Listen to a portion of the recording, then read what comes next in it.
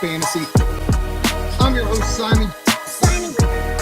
Joined as always by my wildly handsome co-host, John Luke Garofalo.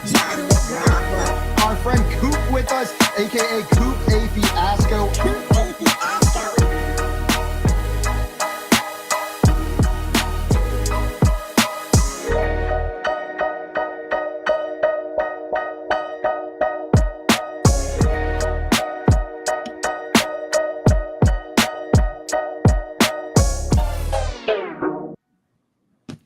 What's up, everyone? Welcome into the Front Yard Fantasy Morning Show here on Better Sports Network. I'm your host, Simon, joined as always by my beautiful co-host, John Luke Garofalo and Andrew Cooper. What's up, boys? Good morning. What's up, dude? How we doing?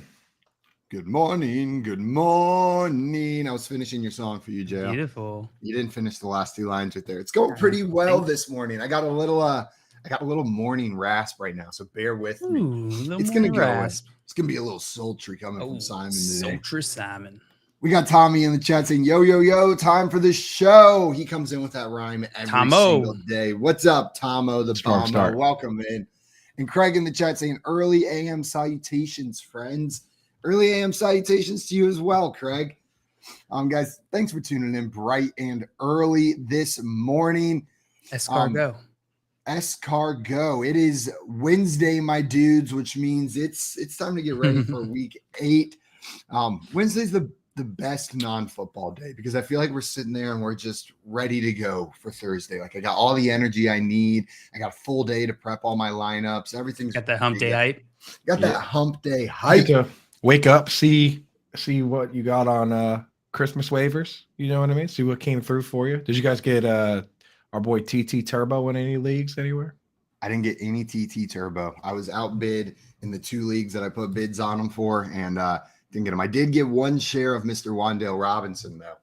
So I got 1 share of Mr. Wan'Dale, and I'm excited to put him on my bench and not start him next week, as I hope that he gets a larger snap percentage, because I'm not starting a guy who only played 14 snaps yet, unless it's an emergency. Guys, there was some news that went down this past week. Jim Irsay said he doesn't care if Snyder might have dirt on other owners. He can investigate me till the cows come home. I'm not going to back off. This came from by Lindsey H. Jones on Twitter. When asked if there are 24 votes, Irsay said, I think potentially there will be.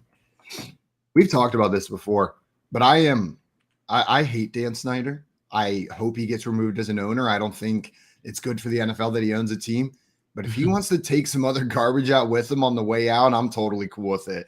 I will cheer for him whistle blowing away to get these other shitty owners out, as long as it doesn't save his ass. Like, as long as Dan Snyder's not saved in this mess, I don't care if he rats out 10 other managers, right? Like, it doesn't matter if it's the owner of whatever team you cheer for. You should be happy if other people get exposed and taken out of this league. As long as he only gets Bob Kraft and we get to keep like Robert Kraft. Like if he cleans house on everybody, we have to find a new owner. Ugh, that'd be so annoying. Let's just, let's keep it to 1. All right. Keep it to just 1. Jolly Rancher in the chat saying good morning. In the trap. Mama Grunewald. Mom, get out. I was thinking more like young Jeezy. Like she's up in here, it's going down. That's what I heard, yeah. What's up, Mom? Welcome. Good morning, cute guys. Perhaps not. Yeah, perhaps I'm a not. G running the trap house. Perhaps not Jeezy. Maybe not what Jeezy would say, but maybe. I think it's about what Jeezy would say. I think that's your show. It's pretty hard. Pretty hard right there on this pretty hump hard day. Man, when I worked at a summer camp and I was responsible for a class of 4-year-olds, right? Like I was, as a college student, solely responsible for upwards of 24-year-olds during the week, writing lesson plans, running camp. It was a lot. And then it became too much the second that Hump Day commercial got released, that Geico Hump Day commercial. Every Wednesday became borderline unbearable when you have 24-year-olds who have all seen the same Geico Hump Day commercial, because that's funny. That's really funny, apparently, to just run around screaming it's Hump Day at every other 4-year-old you've ever seen for days and days on end. Still do it as a 28-year-old. You would be shocked. It never gets old. You can just say it 100 times over and over again every single week, all summer. 24-year-olds and then also 24-year-olds It's pretty much everybody like JL, for instance, doing it. It's pretty much everybody doing that. So let's just not even bring it up. There it is. Perfect. I already said it. Now it's going to be stuck in your head. You're going to have to say it the rest of the time. We got J Wall in the chat saying last day in Bali, then I have to come back to you knuckleheads. Well, enjoy your last day, man. Because it's going to be hell when you get back. I'm just kidding. We're excited to have you back, J Wall. Can't wait to get you back over there. And Tommy says, where are those 4-year-olds now? Would love to see how you shaped their future. You know what? 5. They're aging really slowly. It's been 4 years, but they've only aged 1 year. There's some Still loving the hump day commercial though. Still loving the hump day Still commercial. slaps. Dude, what's funny is that you make fun of them for that, but you guys just do the whole what's that, but like, like last week. So I think that every generation has their own hump day commercial. That's fair. For sure. Dude, we lost it at that. That was we absolutely lost our minds at that commercial. I'll never forget watching it for the first time. Like collectively, the whole world just like very important commercial. All we talked about at school the next day. Everybody, like I think every person in the world said "What's that?" at least once after that came out. Like it was universal. I think we bring it back. Now, dude. How hyped would you be if you were watching the Super Bowl and that commercial came back on? They did like a throwback. Why haven't they done that? I think it's time, dude. I think it's time. It's absolutely time. Having that stamp on the world, right? Like you created that. That was your masterpiece. People are still talking about it. It has to be the right amount of time, though, right? Like it has to be the right. I think it's been long enough. Like there are certain songs that are like that too. Like I think it's been long enough. We can bring back like Soulja Boy now, right? Like we can bring back some of those songs, but you have to wait the right amount of time. Every bar and bat mitzvah I ever went to, was it Soulja Boy? Superman. That's one of those songs. Like whenever it comes on, all of a sudden, like you're like, man, I didn't even like this song that much. And by like the second, better go dance. By like the second verse, you're like, you're over there, like cranking it. You're like, I don't even want to do this. You got to do it. You can't help it. It pulls it out of you. My wife and my sister-in-law love that song, but they like to put it on, and then instead of doing that regular dance, they do the electric slide to it, and it goes literally perfectly. It might go more perfectly with the words than the actual Soulja Boy dance, like the electric slide. That is hilarious. We got Craig in here updating him on a waiver wire situation. He said J-Wall bid $105 for Taylor Heineke in a league, so I get to start Skylar Thompson, Joe Flacco, Chase Daniel, or Jordan Love again. 20-team league. I am 0-6. My hopes were pinned on Trey Lance. And then J-Wall comes in and just steals Taylor Heineke from Craig. Absolutely brutal. A 20-team league. I hope it's not super flex. Otherwise, you are in big trouble. That would be absolutely absurd. We had some more news. The Tampa Bay Buccaneers star Tom Brady shed light on his struggle with the work-life balance while talking with Kevin Durant on this week's episode of the Quarterbacks Let's Go podcast. He said he's struggling to focus on personal life during the season, compares it to war. The reality is, he continued, is you can really only be authentic to yourself, right? Whatever you may say, oh man, I want to, make sure I spend a little more time doing this during the season. The reality is, when it comes down to it, your competitiveness takes over. And as much as you want to have this playful balance with the work balance, you're going to end up doing exactly what you've always done, which is why you are who you are. Dude sounds like he's struggling a little bit, right? Yeah, like it just sounds working through like something. This is rough. This is rough. It sounds like he doesn't know how to not play football is what it sounds like. Know what I mean? Like, even if you want, like, and I know that sounds ridiculous, but it sounds like this dude is, truly dedicated his entire life, every waking moment for the last 20 years to this sport. And the idea of stopping seems like impossible to him. And that's probably messing with his psyche. He's seeing things fall apart around him. He's seeing his things in his personal life kind of take a hit because of this, and it sounds like he feels helpless in it. It sounds like that message was hopefully broadcasted to someone very specific in his mind. That's what that message sounds like to me. Like you're saying like a subtweet type thing. Yeah. Okay. Like when you like subtweet your like he's trying to say something, but he's just not saying it. Yeah. It's like when a coach says something to the media, but he's really saying like, somebody needs to stop fumbling, and he's actually talking to Melvin Gordon, right? It's like one of those things. I think that message is meant for someone very specific. When Maria says someone has to stop leaving the toilet seat up. Right. I go to my dog. I do that with my dog. Rosie. I'm like, Mama forgot to get milk. Can you believe it?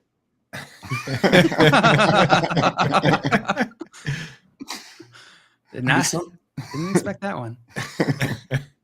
It seems like and I'm digging the vibe with like Melvin Gordon, Tom Brady. I feel like NFL players are being a little bit more open about their like emotions this season. Like I feel like I'm having trouble remembering players being this open about like real, genuine like struggles or things they're feeling. Like Melvin Gordon was true. He was like, yeah, I was sad. Like that hurt. I felt like I could help the team, and I was not allowed to do so. We see Tom Brady coming out like telling us like, man, this is hard. Like this is really hard for me. Wait, that long quote you just told us, was that was Tom Brady or was that Melvin Gordon? Because I thought it was Tom Brady. That was Tom Brady. That was Tom Brady talking to one of Kevin Durant's burners on Twitter. But the Melvin Gordon thing was also this week. You know what I mean? But Melvin Gordon, dude, I mean, like, it's a little different.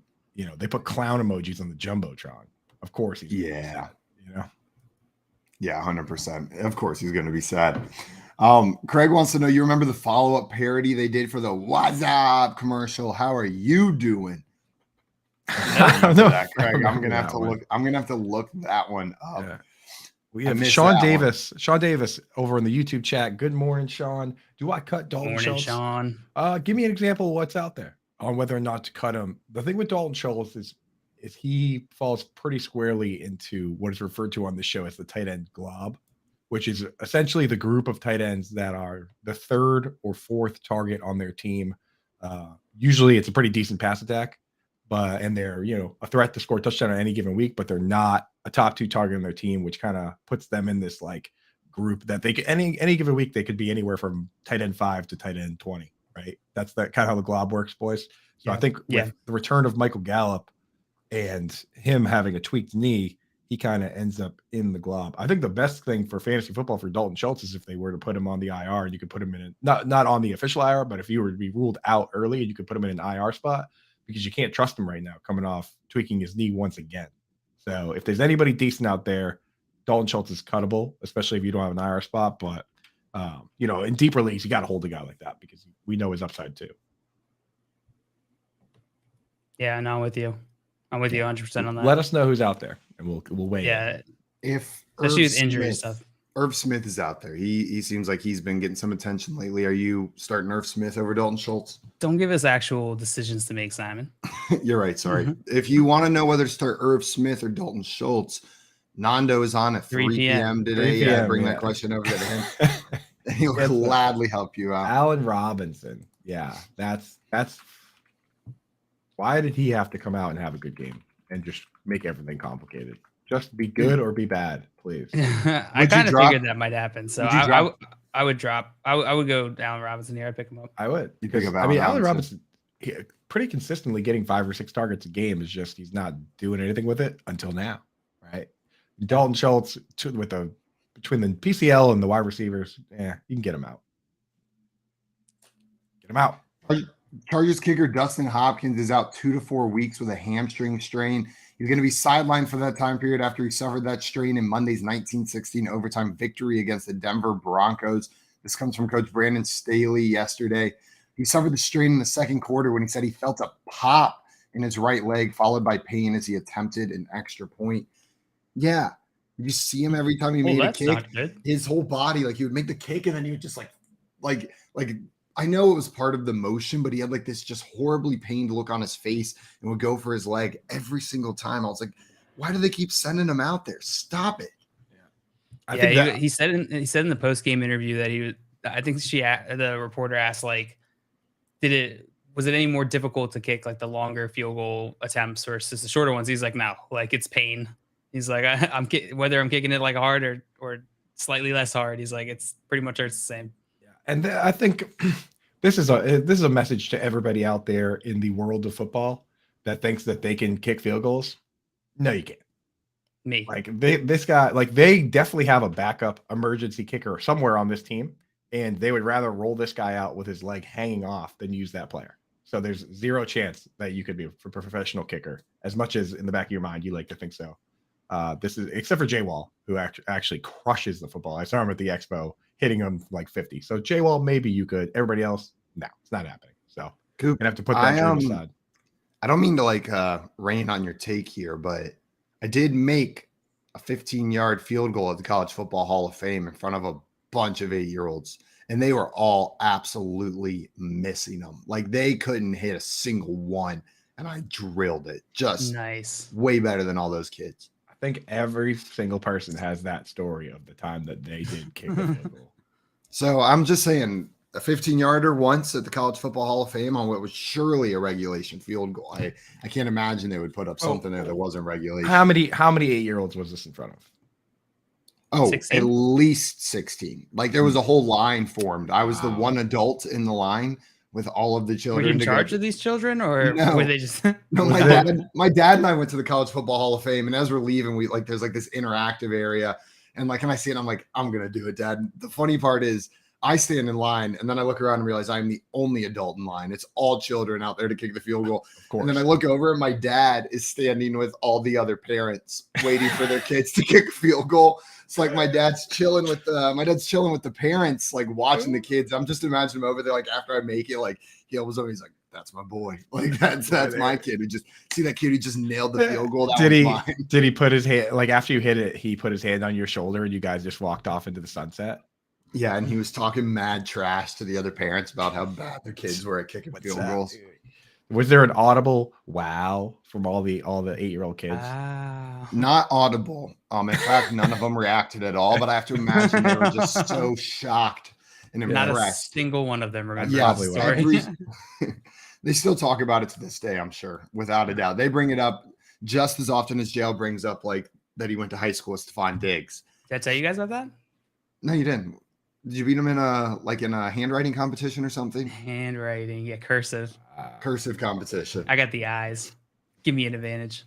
Tommy said, I've never tried instant injury guaranteed. Yeah. One time I have tried to like punt the ball one time off a tee, and I just kicked straight into the tee, and I wasn't wearing shoes that were good for that. Like just nailed the tee and hurt my toe. Craig says, I think JL can kick field goals with those calves. Yeah. And Maria said, JL's go to the park and and have you try. I feel like we did. I feel like we did this like 8 months ago. Yeah, that was very good. That was catching pass. No, that was a 40 time that we were doing. Running routes. That was a different time. Yeah, we went to the park another time. You've been to the park twice? Yeah. That's incredible. Slow down, There's squirrels. Slow down. Well, how many 8-year-olds were there when you kicked yours? 16 exactly. So that's incredible. That's I mean, now you know how it feels then to be the coolest kid in the room. We had some more news yesterday. Ravens signed wide receiver Deshaun Jackson to the practice squad. He'll play a 15th season in the NFL after being signed to the Ravens practice squad on Tuesday. Agent Drew Rosenhaus told ESPN to Adam Schefter. The expectation is for the 35-year-old Jackson to get elevated on game day and boost the Ravens' deep passing game. Last season, Jackson showed he still has speed, averaging 22.7 yards per catch. Rashad Bateman let us know how he felt about this with a nice little tweet yesterday. Just LOL. That was related, right? That was what that tweet was about. Yeah, Rashad Bateman, the LOL tweet was about this signing, right? Probably, yeah. Had to be. What do you guys think? Is this does this have any effect on Rashad Bateman? Is he LOLing for fun out there? I think it's just a passive aggressive tweet. I don't think it affects him. I can't wait. Classic wide receiver. Can't wait to see Deshaun Jackson catch his 160-yard pass and then get injured, which is that's his move, right? I was in the Discord yesterday, our Front Yard Fantasy Discord, and we were chatting. I think whenever this news dropped, and I just was like, "Oh, I don't want to talk about Deshaun Jackson anymore. Like, I don't want to do this." Still waiting on my invite to the Discord, dude. Not sure. Dude, Kevin Tompkins is there. Dude, why aren't you in there? That's a really. I don't know why question. that's like the qualifier. Why that's the qualifier for you. Kevin's in there. What the heck? Not. Come on, Coop. Makes me feel even worse, dude. Makes me feel even worse. Absolutely. I need an invite by the end of the next break. You're gonna have one right now. We can get that to you. No, Dale, my reaction to the Deshaun Jackson signing was exactly the same. It was like, I'm just gonna pretend like this didn't happen. I'm not doing this again. Copy pasta what we said the last time. He'll have a big game probably. Maybe not this week, but like he'll probably have a long touchdown and people will be like, "Oh, we need to pay attention." And that either he's going to get injured or just not do it again. He's not a fantasy relevant option. Coop, are you picking him up? Deshaun Jackson? Yes. Did I just answer the question? I think I might have just answered that question. Yeah. And Craig said Coop is in Grimace Discord, but not FYF Discord. I think his priorities are on point. True. Craig's not kidding. Coop Craig sent me I am in the Grimace Discord, and Craig sent me a link to a Grimace Reddit, and that place might even be weirder than the Grimace Discord. Most Grimace communities. Pretty sure you're the mod. Super weird. Yeah, I am. We had a question come in here from Randy. Randy wants to know, should I trade Deontay Johnson for ETN? His current wide receivers are Mike Evans, T. Higgins, Adam Thielen, and Drake London. And he's got Walker and Mixon at running back. So would you trade Deontay Johnson straight up for Travis Etienne if this was your team? I think I would. No. I don't know. You're not? I mean, he's not going to use Deontay Johnson with.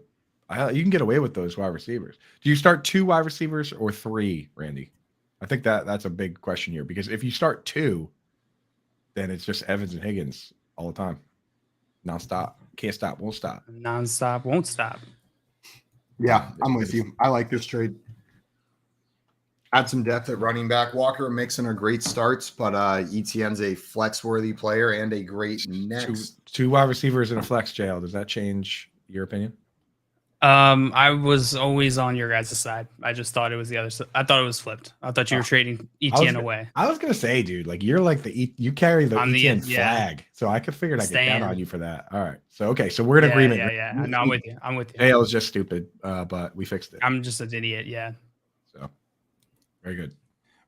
We had one more piece of news I wanted to go over. Chase Claypool could be made available via a trade. He would likely be made available if the team struggles before the trade deadline. Considering he's not a free agent until 2024, he would not be a rental for a potential playoff team looking to bolster their receiver group. This could be a guy where it's under contract with that team for a couple years. Any teams where you would like to see Claypool end up? You get a little excited thinking about Claypool on any of these teams? All the usual suspects, right? The Packers, the Lions, Packers, Chiefs, Lions, the Bears. The Bears. Yeah, that'd be so exciting.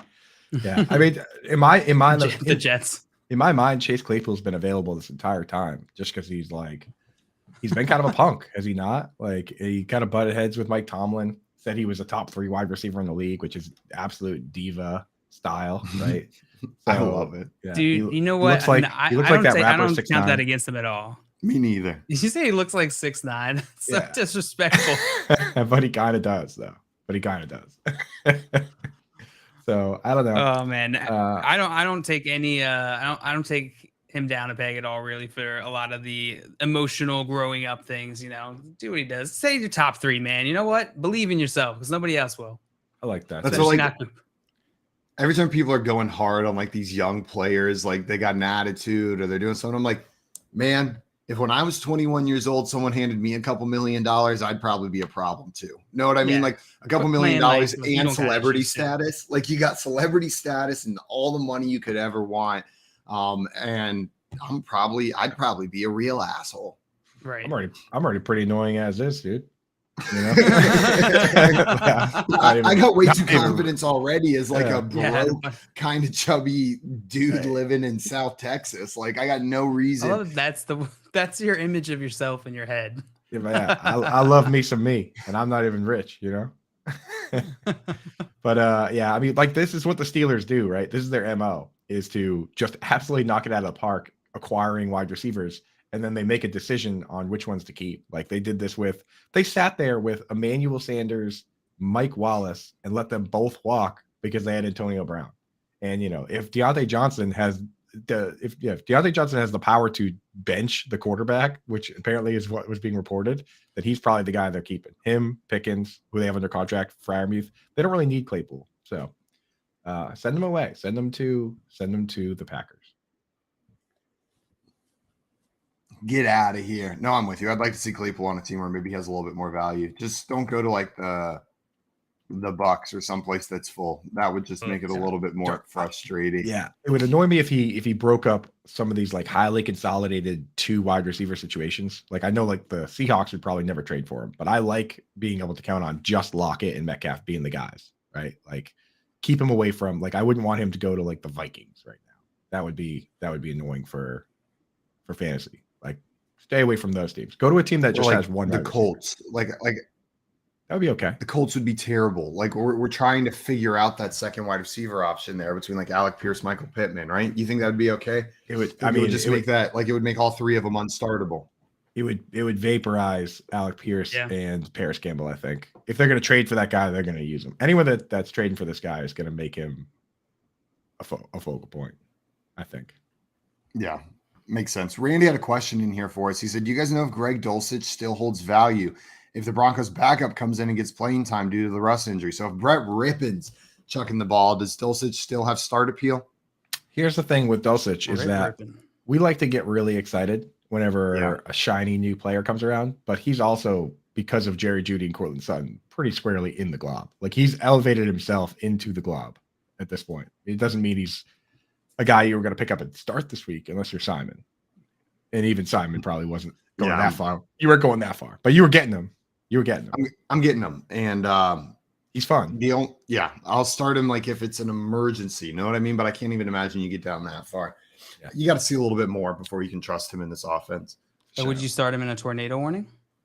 Tornado watch, I would start him, but not in a tornado warning. One of them is different than the other. You'd start him in the watch, but then once the siren started, you would take him out. I would take him out, and I would get out of there, Greg. But if there was an actual tornado, would you put him back in? Well, tornado warning means there is a tornado, right? Like watch is like maybe, and then warning's like, yep, it's here. Go downstairs. I think it's the other way around because I feel like it's like opposite of what you think. Well, does anyone live where there are actually tornadoes? I feel like St. John. There's tornadoes. No, I don't get tornadoes here, but I grew up with tornadoes and was terrified of them. There's tornadoes here. It's not like Baltimore, Kansas, or whatever, but every once in a while. I'm gonna look it up. See them on TV all the time. We don't really. I mean, brag. When we get them, they're not like real tornadoes. They're just like everyone's like it's like a. This is like a kind of novelty tornadoes. Yeah, like there's like 2 trash bags swirl around, and the news is like tornado.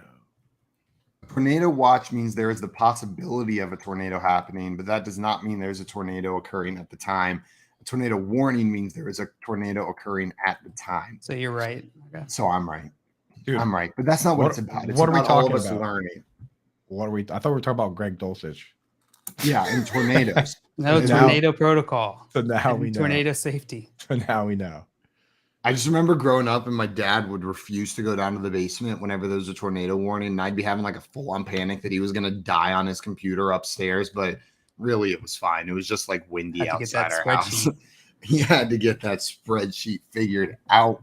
Craig's saying tornadoes in Wisconsin. Had one last week. Well, I hope everybody's safe. Sounds like you're at least safe. Or you have a cell phone, at least, if you're not safe. Guys, coming up, we are going to be playing some hypothetically and some poll perception today, as well as ranking some of these NFL teams, going back through the power rankings we created at the beginning of the season. And then our friend Tyler Dragon of USA Today is coming on the show a little bit later today as well. You're listening to the Front Yard Fantasy Morning Show here on Better Sports Network. Collectible moments. Everybody up here at U.S. Cellular. Sox 5 runs, 6 hits. The 2-1 to Bartlett. Swing shot to short. Ramirez has it, throws. Burley picks a perfect game. His second no-hitter. People going crazy here at U.S. Cellular. He's mobbed by his teammates. A perfecto. Now there's a steal by Bird. Underneath the DJ, lays it in. Right up 1 second left. What a play by Bird. Bird stole the impounding pass. Laid it up to DJ. DJ laid it up at him. And Boston has a 1-point lead with 1 second left. Out of the I formation on first down. Peterson the carry, looking for running room on the right side, has it to the 25, across the 30, across the 35, and out of bounds at the 40-yard line. Adrian Peterson has just gone over 2,000 yards for the season, the 7th man in NFL history to cross the 2,000-yard mark. Well, a thundering ovation for number 66, Mario Lemieux. Just the emotion I'm sure Mario is feeling in this place. You don't appreciate something until it's gone, and it's so great to have Mario back. Yager turns around. Over to Lemieux. Mario Lemieux, his first goal in his comeback here tonight at the Mellon Arena. And the Penguins lead 3-0, and he is smiling like a butcher's dog. Mario Lemieux. Oh, the band is out on the field. He's going to go into the end zone.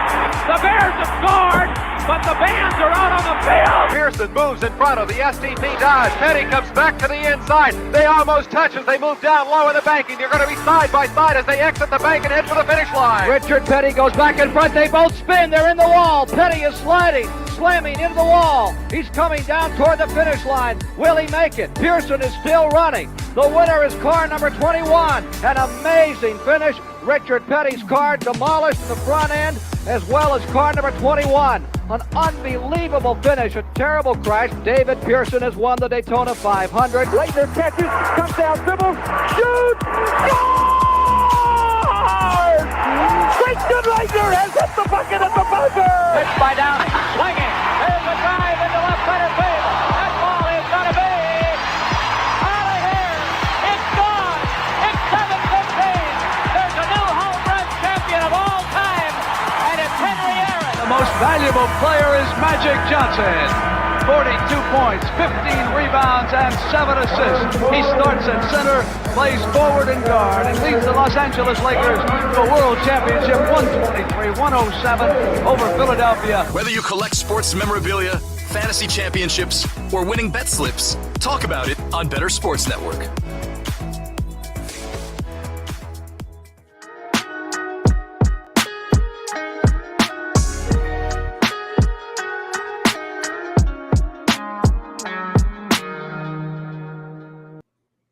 Welcome back in, everyone, to the Front Yard Fantasy Morning Show here on Better Sports Network. It's in the game. It's in the game. During that break, Game. Sponsor us, Auto Game. That company that doesn't exist. We got to start that. Let's like demand a sponsorship from AutoZone and say we'll say it every time. I promise. Every single time. We can't help it. You You don't have to pay us anything. We're gonna probably do it anyway. We'll change. We'll just start adding sucks if they don't. Like AutoZone sucks. Just every single time. That does change it. Got to strong arm them. We got Napa on lock if you guys don't want to play. Yeah. Napa's ready to go. We're just holding AutoZone hostage. They didn't even ask for this. We're just sitting there like, we're gonna go with Napa if you don't go with us. Yo, Midas has been calling me nonstop, and they got that golden touch. AutoZone. Want that booty. Get out of here. This is like when LeBron knew he was going to sign with Nike, so he wore like Adidas and Reebok sneakers to the games just to kind of up the bid. That's what we're doing right now. Throw them off the trail. 100%. It's like the hats. We have all the auto store hats in front of us, and we're picking one for a sponsorship. We grab the AutoZone one, go to put the AutoZone hat on, and then just chuck it to the side. Sorry, AutoZone. Wow. That's how the end of that commercial goes. Guys, we are about to get into a game we call Hypothetically. The point of this game is to take different questions, scenarios, and overthink the hell out of them. Take them to their extremes. Determine what you would do if you were put in these situations. JL, you are going to run this for us. Let's get into a game of Hypothetically. I love this game. I have so much fun. Oh.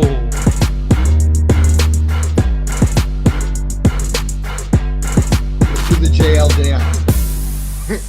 Joe, this is what you said you would do at a wedding, right? Yeah. Something with your hands? Yeah, something like that. It's a strong move. We should never have given Keith access to our thumbnail. Yeah. All right. You guys ready to get into this? Let's do it. All right. Here's your first prompt, fellas.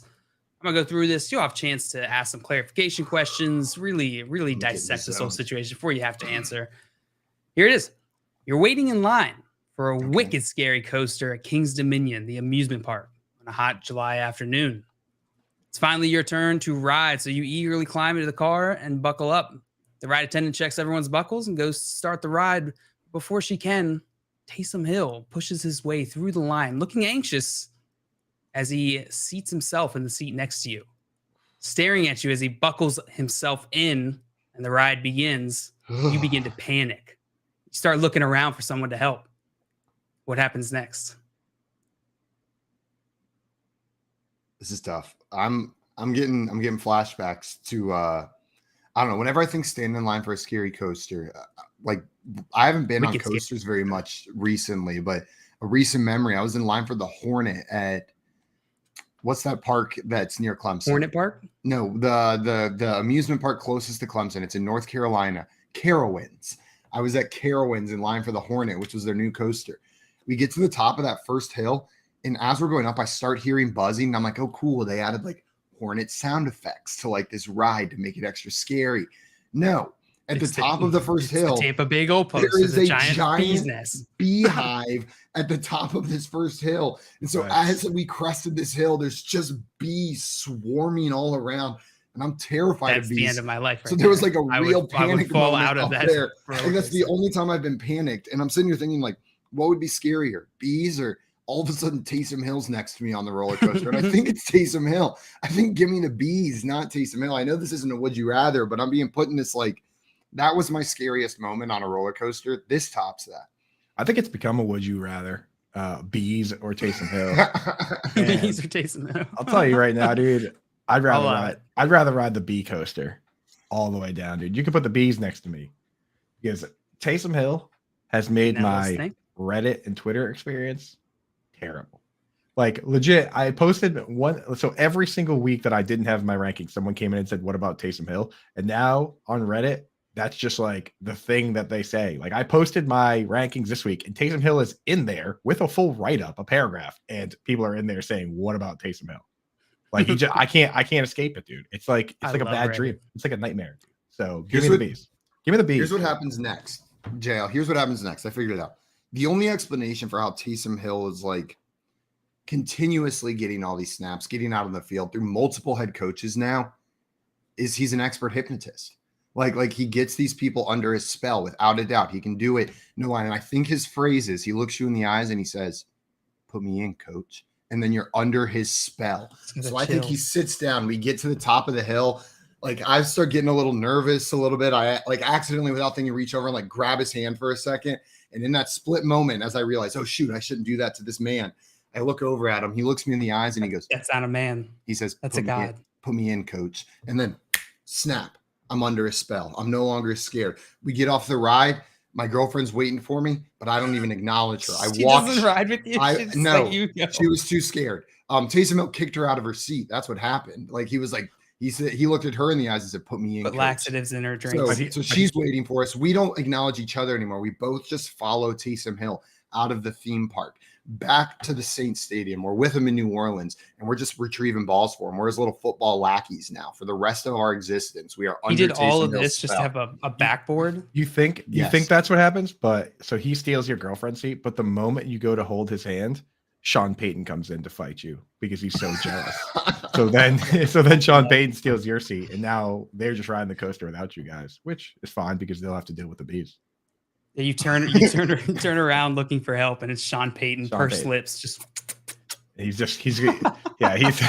so mad, dude. He's got the Arthur fist, just. Oh. He's got arms crossed. You get off the ride, you and Taysom are like, "Oh, that was so much fun." And Sean Payton walks up and goes, "Taysom, you want to introduce me to your friend?" He's walking like 5 feet behind you with his arm. Like, when I think about Taysom Hill, I like to think that he has like the green light to sub himself into the game at any position at any time.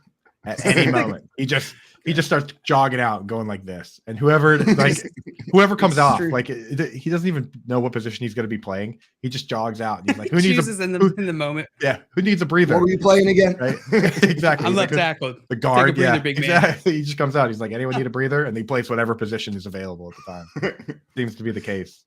Tommy says, "Go in for the kiss." It depends on the kind of coaster. Is this like a over-the-shoulder coaster? Is this like a lap over belt the shoulder? coaster? Okay, then it's gonna be hard to go in for the tunnel. You're gonna be love, going like this, like, and he's gonna try anyway. Not gonna reach. You're gonna have to do the classic, and then just smush it on him.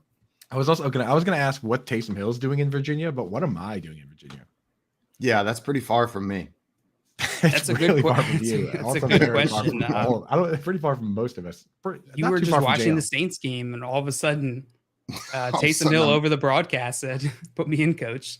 And you just stood up, walked to the airport, bought a ticket to Virginia, showed up. So you were already under a spell and you didn't even know it? Simon, Leanne, and I were all waiting there for you at the Taysom airport. Hill has sleeper agents all over the country that he's hypnotized without even knowing. And then over the broadcast, you just hear, "Put me in, coach." And Sean all at Payton's once, just Scrappy Doo on the inside. 15% of the United States population stands up and starts walking towards New Orleans as Taysom Hill says, "Put me in, coach," on the air. We're all just like Tight in end unison, designation. lockstep. You see like an open shot of a city, and from all directions you see people just like walking into New Orleans. mass, People are swimming in as migration. well. Like, yeah, just to Taysom Hill's home. They're surrounding the stadium. That's actually Taysom. that's literally exactly what it's like to post a tight end article on Reddit. Literally, dude. Except there's come flocking out. except there's like You suck. pitchforks and like torches. You know what I mean? Like Keith had something to add here. He said, "I feel like he would start crying because he doesn't know who he is. He's asking for life advice the whole ride. Am I QB? Am I tight end? Am I running back? What am I? Am I dancer?" He's just having an existential crisis. Poor Taysom Hill. Poor Taysom Hill. All right, guys. Well done with that one. I like that. The Taysom lore is strong. We got to make some fan fiction around this. Next prompt. You guys ready? Before we do that, we had a question come here that I wanted to answer. Yes. From Mark. Mark Grefford said, "I'm 3-3, half PPR with JT Mixon, Jamar Chase, Deebo Samuel, CeeDee Lamb, Breece Hall, Dak. Then that's a deep bench with Christian Kirk, AJ Dillon, and Pickens. Should I go after anyone? I'm thinking Swift or Amon-Ra St. Brown, or do I just stick it out? I mean, this is a good team, man. With Jamar Chase, Deebo Samuel, CeeDee Lamb. Like, I would stick it out. This is a great team. Like, you truly have a fantastic team. Right. I'm not sure Amon-Ra's an upgrade over Chase, Deebo, and CeeDee. And Swift, sure, maybe an upgrade over what you're getting right now out of JT and Mixon. But you got two stud running backs with Breece Hall sitting there and waiting, who should be a top 10 guy rest of the season. What do you guys think? You trying to make any big moves, or you sticking it out with this team? Ride it out, dude. There's no need. You don't have any big needs. So like, like you can go and still look for, market inefficiencies, players where you and your league mates are not quite aligned. But yeah, I don't think you have your team is solid. It's super balanced, strong. So yeah, anyone you add would just be, stockpiling that up. Leave it. 100%. Okay, now I'm ready, JL. All right. Here is your next prompt, fellas. Would you rather have nipples or 4 first-round rookie draft picks? Wait, like not extra nipples, just like my nipples disappear if I take the picks. Yep. 2023? Yep. And is it 4 additional to what I already have? Or like, if I have 2 in a league, do I now just get 2 extra? It's additional. Okay. And are they like the first 4 picks of the draft? No, they're not the first 4. Randomly distributed. And it's a guarantee. It's like, is it clear? Is it clear? Is it? Are there marks where my nipples used to be, or am I just flat? Like there's nothing there. Like it's just like a Barbie doll chest, no nipples, just flat. I have no idea if what I'm about to say is accurate, but it's like Kyle XY. Don't know what that is. That you guys remember that show? The TV show Kyle XY. You were bringing back. I remember. Oh, wait, no, that's a belly button thing. It's not a nipples thing. So it's like Kyle XY. Is that the whole thing of the show, that he just doesn't have a belly button? Yeah, that's the whole show. premise. Yeah, he just shows up and he's like, dude, I don't know, man. It's not there. Yeah, they're just not there, Simon. There's no like deep crevice marks or something. I don't know. What was the alternative that you were? And if I take the nipple, well, I'm just thinking like, are there marks? Like, is there like scars where the nipples were? It used to be nipples. Exactly. Like are there like circles that are now empty? Like, does it look like just the outline of a nipple on my chest now, or is it just bare, clean? Just bare. Ken doll. Man, you know what? I hate that I do this, but in all these would you rather's, I go like, is this a cool party trick? Like, it's like whipping up your shirt and you got no nipples. Like that's some attention. Is that a trick? Every time, like if you go to the lake with some friends you've never been with before, like my girlfriend's friends invite me to the lake and I take my shirt off, it's a topic of conversation that I She's have. like, no come on, nipples, show them your right? nipples. You're like, no, I don't want to. A Like, cool conversation piece. They'll show them your nipples. I can't. You know what? Show us your can get nipples. I like can't. small talk. It's a nice pivot. You know, Yeah. you're at the grocery store, you see someone from high school. You're like, hey, by the way, I have no nipples. Guess what? Guess You what? can get them, you Make can get them them guess. tattooed on. Smooth as a bear down there. Make them Can I actually get my guess. nipples tattooed back on? Like, can I get tattoos of nipples?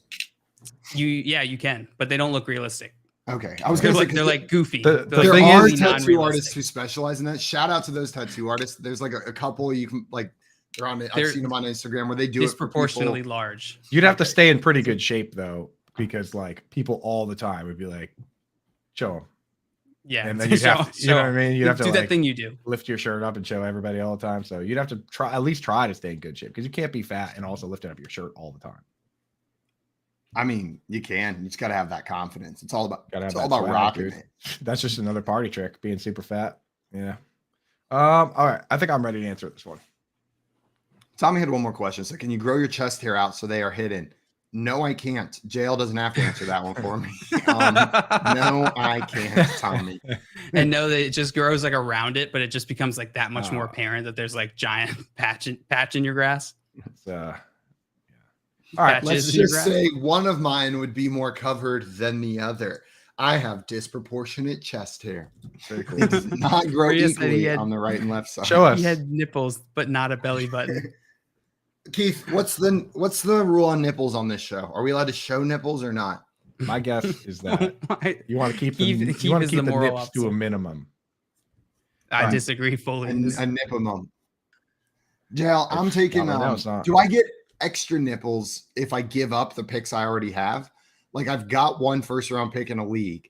If I say you can have that pick Like, for an is extra this nipple, well, like okay. a So the currency exchange type of I was going to say situation. the rate of trade that we're doing here is 2 firsts for a nipple. Yeah. Is basically Right. the exchange rate here. It's 2 firsts equals 1 nipple is what we've got as the going rate here. If I have 2 firsts in a league and I don't take the extra 4 and I give you those 2, can I add a third nipple? Because that's a better party if you trick. can than no find a nipples. way to trade your nipples in Sleeper or an equivalent fantasy platform, you can absolutely do it. In the Kickers chat, equal so- nipples. it sounds we've done in the kickers chat, for draft picks before. Joey's open to that doing that trade. It sounds like he's Joey already made it clear that he's willing to accept nipples as This currency. got me. He said, if Joey writes that if anyone chooses the picks, I'll take any leftover nipples. Can never have enough.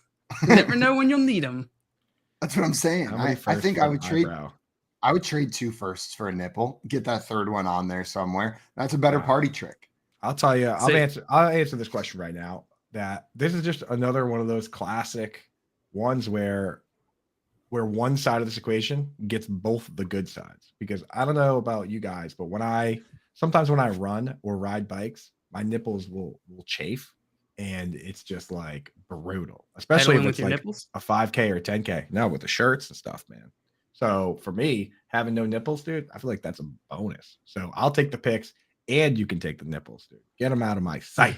Doesn't even want them. Dude, when I ran cross country in my freshman year, one of the girls on the team, her dad would always come run with us, and he was odd to say the least. Like an odd man, beard down to like his belly button, bald head, a little goofy, like clearly a runner. Like had like I've been running for 50 years body. You know what I'm talking about? yeah. Like Oh yeah. so in shape, but it's all I know lean. exactly what There's you're talking nothing about. but lean muscle on this man's body. He But could it's run- old muscle. Oh, it's old muscle. That muscle has been through the. He could run the for ringer. years. And I remember I was running with him. Like he was running with me during like a summer practice one time. And I was new to running. And he like looked at me and was like, so like, you know, if you ever have issues with your nipples chafing, they sell nip guards. And I was like, oh, really? Like, I thanks can for, help you with that. thanks for the advice. And then like the next day at practice, he brought me, they were these little foam like octagons with like a sticker You on the you back. just put them It's over. like- no, and he Like- brought them for me. like He's a car "Here," cover? Like apparently I expressed interest just trying to end the conversation. Yeah. And then you just stick it on your nipple. There's like a little hollow space for your nipple to live in so that your shirt doesn't To rub live against in. it. Like And a like, little nipple it was igloo. very nice of him, but like I'd never met Sideways this man. Patrick Star. Yeah. So yeah, that's the thing. That's another bonus is that like if some man comes up to you, like, you know, made out of beef jerky or whatever you could just describe this guy to be, you can just say, hey, I don't have any nipples. So this conversation's over. So someone tries to rob you, you're like, hey, I don't have any nipples. I don't have any nipples, so My bad. you know we don't have to have this whole nipple igloo thing that you're talking about here. You can just keep those. And I believe that's Davis Ping in the chat saying nipple bleeding is real, and it is. He It's said a real Kyle problem. Pitts. So, get him out. I'm not saying that. Get him off. I'm not saying that. Simon, what are you taking? I'm keeping my nipples. I'm keeping. Oh, I don't have boy. enough. The number of Royce Freemans and N'Keal Harrys that I've drafted are not worth losing my nipples. Like, I think I got a better grip on drafting rookies now, but I also just drafted Terrace Marshall 2 seasons ago, so maybe I don't know anything. So I'm gonna keep my nipples. And if there's more nipples available for trade, I might try to acquire one or two. I might enter the market. You know. Yeah, I'm in the market if you're trading nipples for picks. Just day trading, nothing big, under 10K. Nipples, 2 first. of course. What do you keep? It's an early and a mid. I already answered. You went with the nips. No, you went the other way. I went the other That's way, right. dude, because the nipple bleed. All right, let's get into our last hypothetically prompt here. Well done on that one, guys. Would you rather sit and read Atlas Shrugged aloud with Bill Belichick, or would you rather have nipples? Is this serious, dude? Would you rather sit and read Atlas Shrugged aloud with Bill Belichick, or would you rather have nipples? Now, Choose are yours. we doing this? Are we doing this like that you did in like middle school, where it's like he reads a paragraph, then I read a paragraph? Yeah, and he's not very good. He's not very good. He's that kid who you're like, oh my god, just let me read it myself. Oh my goodness. And can I like will we take like a break or whatever? Can I like ask him questions about like the paths and stuff, or is it just very strict Atlas Shrugged session? You can ask him, and he might answer some reluctantly, but his mind's all on Atlas Shrugged. Like that's all he really cares about. So anything you're asking him, he's not like super interested in talking about it. Okay, and that's what I was gonna ask. Is he like, because he doesn't strike me right away as the kind of guy who like would like be super into Atlas Shrugged, like sitting there like this is the greatest book that's ever written. But like, is he like that? Is he an Atlas Shrugged weirdo? He strikes me as a strong libertarian, but you know. Who knows? So like this is like his libertarian manifesto that we're going through, and like it's really would you be reinforcing. that surprised if Bill Belichick was like a big Ayn Rand fan? No, not at all. Now Right, like that, kind of okay. Like I wouldn't be that surprised. I don't think I've ever read any of her books. Do your job. Come on, that's basically the plot of Atlas Shrugged. Oh man, that's rough. Like going through that book with someone would be a difficult experience. I think that's where I draw the line. Like the nipples thing, like, know what I mean? Like I would prefer to keep my nipples, but I don't like love them. I don't like look at my nipples in the mirror every day and I'm like, man, sure glad those are on my chest. Like it's just like they're there. They're part of the process. They're part of my existence. It would be weird without them for a minute, but I'd get used to it. I'm not sure I'd ever get used to the experience of reading Atlas Shrugged with Bill Belichick. And that would take like a year, I feel like. He's very slow. Yeah, and it's like he'd have a lot to say, a lot to comment on. Every time we'd get through a paragraph, he would have like some sort of commentary that he thinks it's like pseudo deep intellectual commentary about. But it's like so surface level. Oh, it's so but he has surface no level. idea. Would he be doing different voices for all the different characters? He would, but they're all like, kind of the same. Yeah, they're all pretty much just Bill Belichick. But you can tell he's trying to do a different voice. You can tell he's trying, but it comes out exactly the same. It's still all just single level Bill. Okay, all right. Well, in that case, I pick that 100%. I choose that. Like the Bill Belichick. You taking reading time with Bill? Oh yeah, absolutely, dude. I mean, he's like, I'm a big Ayn Rand fan. I've actually never read Atlas Shrugged every year. I've never read any Ayn Rand books, so it'll be my first time getting to enjoy the book. Probably not enjoying it as much if I just read it like myself, like a normal person. But Yeah. you know, just to see Belichick attempt to do these different voices, I'm in. Sign me up, and I get to keep my nipples, which is a bonus. Definitely. What's the other book that's like notoriously difficult to read and like it's like Clockwork Orange? Cloud Atlas. No, all Atlas. By David Clockwork Foster Wallace. Clockwork Orange has literal made up words in the first paragraph, and they don't explain what they are.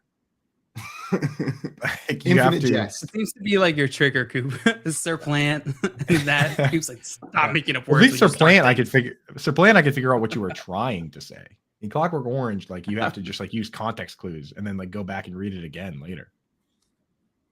Maria said the Odyssey. Yes, the famous David Foster Wallace novel. The I Odyssey. remembered it. It's Infinite Jest is the other one, where like the That is atlas big. at the That's back big is one. like just as long as the book. They say you really should have 2 copies of it and a dictionary on hand while you're reading it, like one to go through the different footnotes and stuff.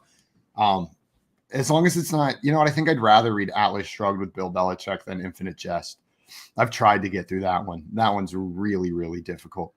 My mom in the chat saying, if this is someone's first time tuning in, well, then they are enjoying this lovely treat that we have. If this is your first time tuning in, just know that I value my nipples enough to not want to read Atlas Shrugged with Bill Belichick, but not enough for 4 first-round picks. That's where I draw the line. I had this first, when you were describing this book, this encyclopedia book, I had the same thought as Davis. That book sounds terrible. Why would you read that book? Why would anyone read that book? Why does anyone even know that book exists if you have to have a separate second book to translate the book? It's like, what is this, like the Rosetta Stone? What's the deal with this book? What's so good about the book that you have to torture yourself, dude? I think it's like, I'm sure there are people that actually enjoy it. Know what I mean? But I think for a lot of people, it's one of those things like, it's like nerd cred. Know what I mean? To like get through Infinite Jest. It's like if you've read Infinite Jest, there's like some like cred that comes with it for like the amount of time and effort that you had to put in to get through that this whole book. like cult mystique thing, you know. Wow. So. God. So it's like a hipster. It's like a hipster club, dude. It's like a hipster club right there. He's got like cult following. He's a super interesting story. If you're not aware of David Foster Wallace's whole story, go look it up. Okay. Tommy asking if I've ever seen Clockwork Orange. You get one guess. You're right. It's no. No, I have not seen Clockwork Orange. I've not seen most good movies. I just don't watch them. I probably should. The weird stuff that is. I've seen Tangled 100 times, but I've never seen Clockwork Orange. We got some questions Nacho here in Libre chat. 100 times. Nacho Libre 1,000 times. We got Ignatius in here asking CD or Amon-Ra St. Brown at wide receiver 2. Kenneth Walker is my flex. What do you guys think? If it's CD for me. CD, yeah. Can't go away from them. Even in full PPR. Yeah, Amon-Ra St. Brown he's up there, man. He's in that conversation, which is saying a lot, but I'm going CD. CD's also going up against the Detroit Lions this week. Know what I mean? Yeah. Like it's not even just CD versus Amon-Ra. Like CD's matchup is sexy.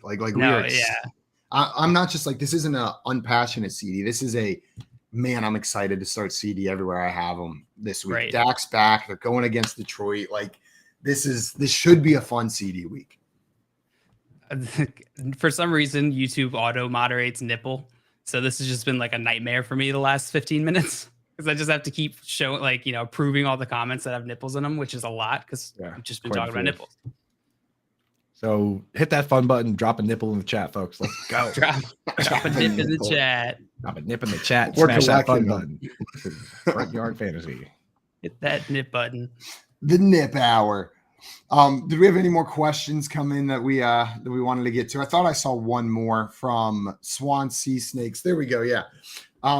Swansea Sea Snakes had a question for us. He said, start or sit this week when you get a chance. We got a chance now. We're wrapping up nipple talk. We got you, partner. Geno Smith versus the Chargers or Marcus Mariota versus the Cincinnati Bengals.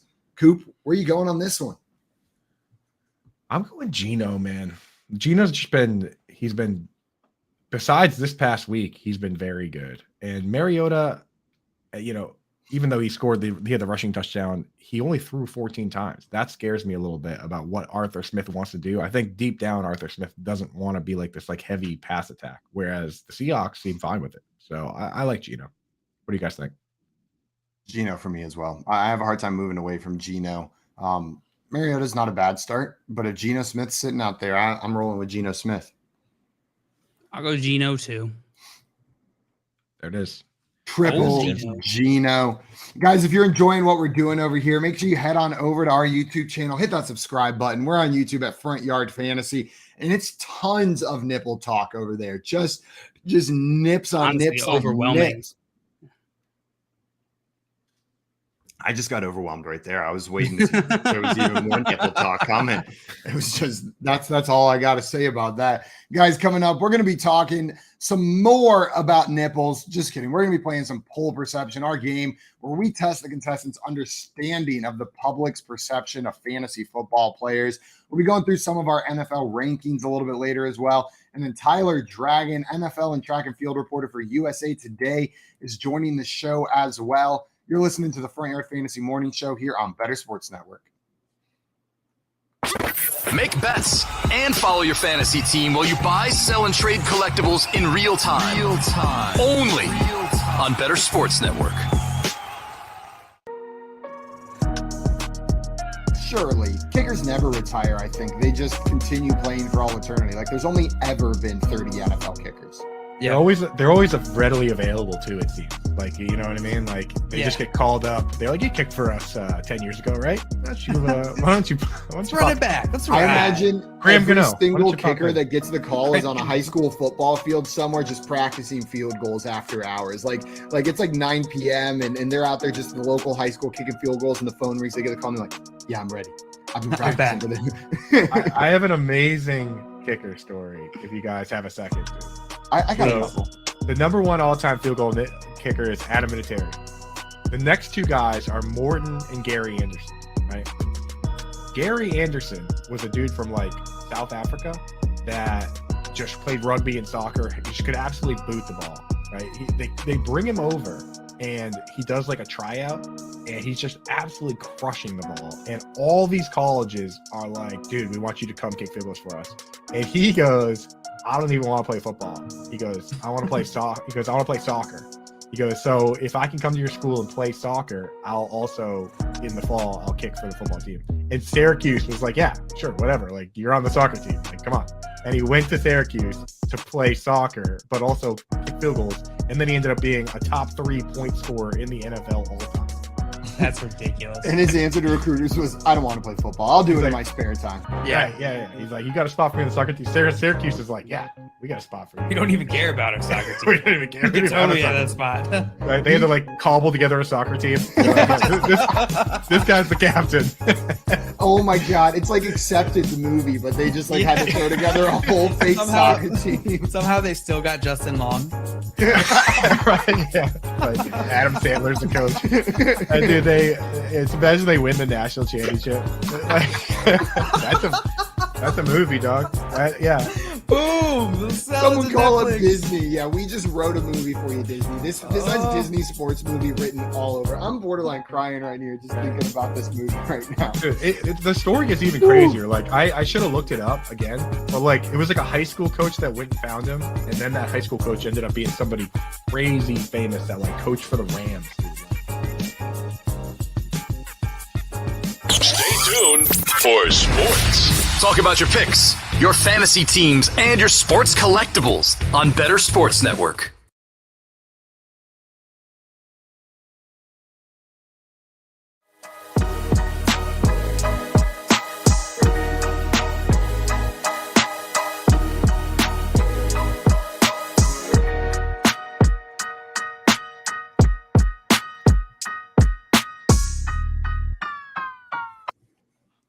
Welcome back in, everyone, to the Front Yard Fantasy Morning Show here on Better Sports Network.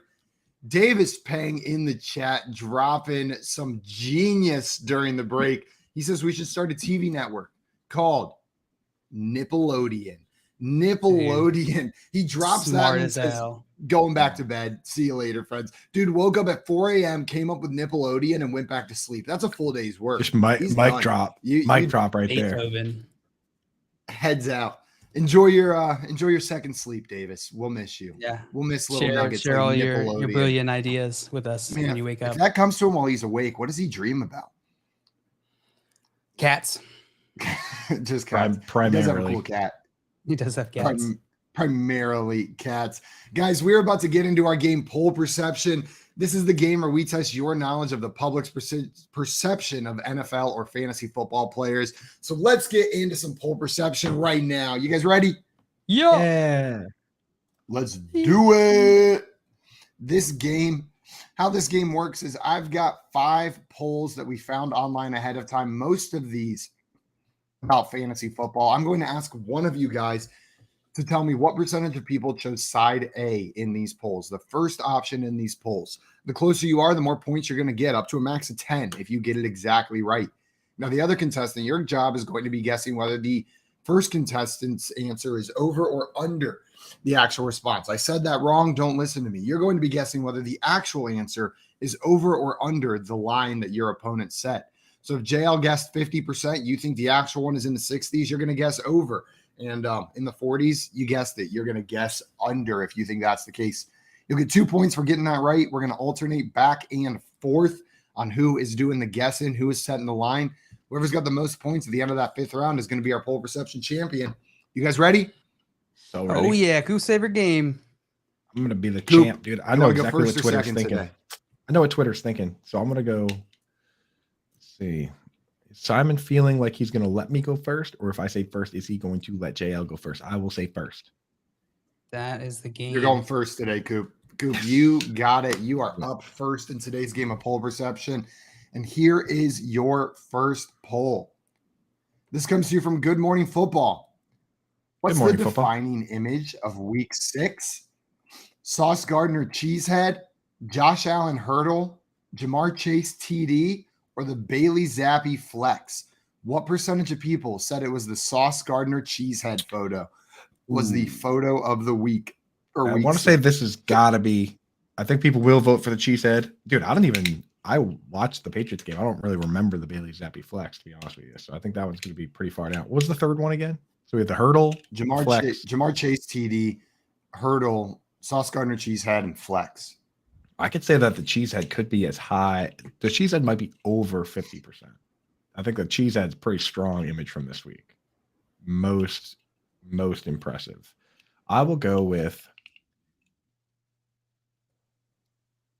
61% of people picked the Cheesehead photo. 61, which is high for a 4-name poll, but final answer. 61%. John Luke, do you think the actual percentage is over or under JL's Coop's guess of 61%?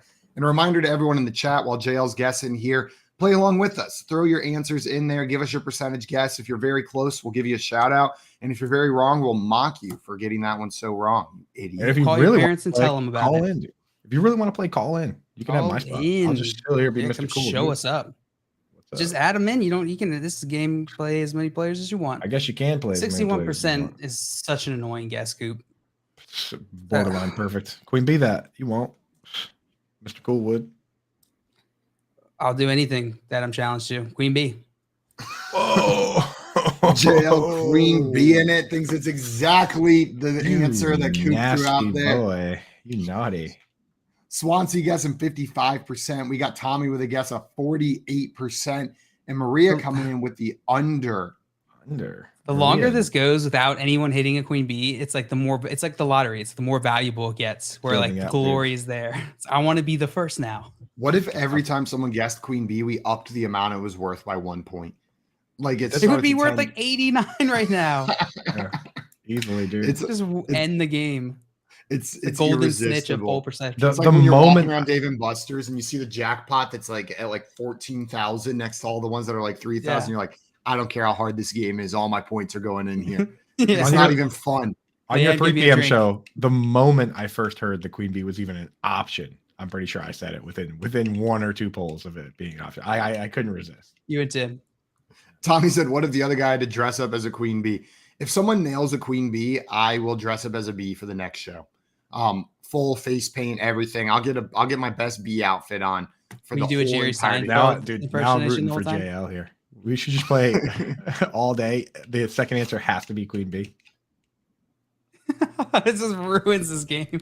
It truly would. Yeah, maybe I shouldn't have made that because the whole game's going to be ruined just trying to get me in a bee outfit over and over. 100%. I want that so bad.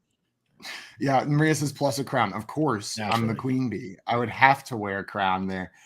Well, nice. Coop guessed 61%. Dustin had another guess of 10%, saying that the Hurdle he thinks is the winner.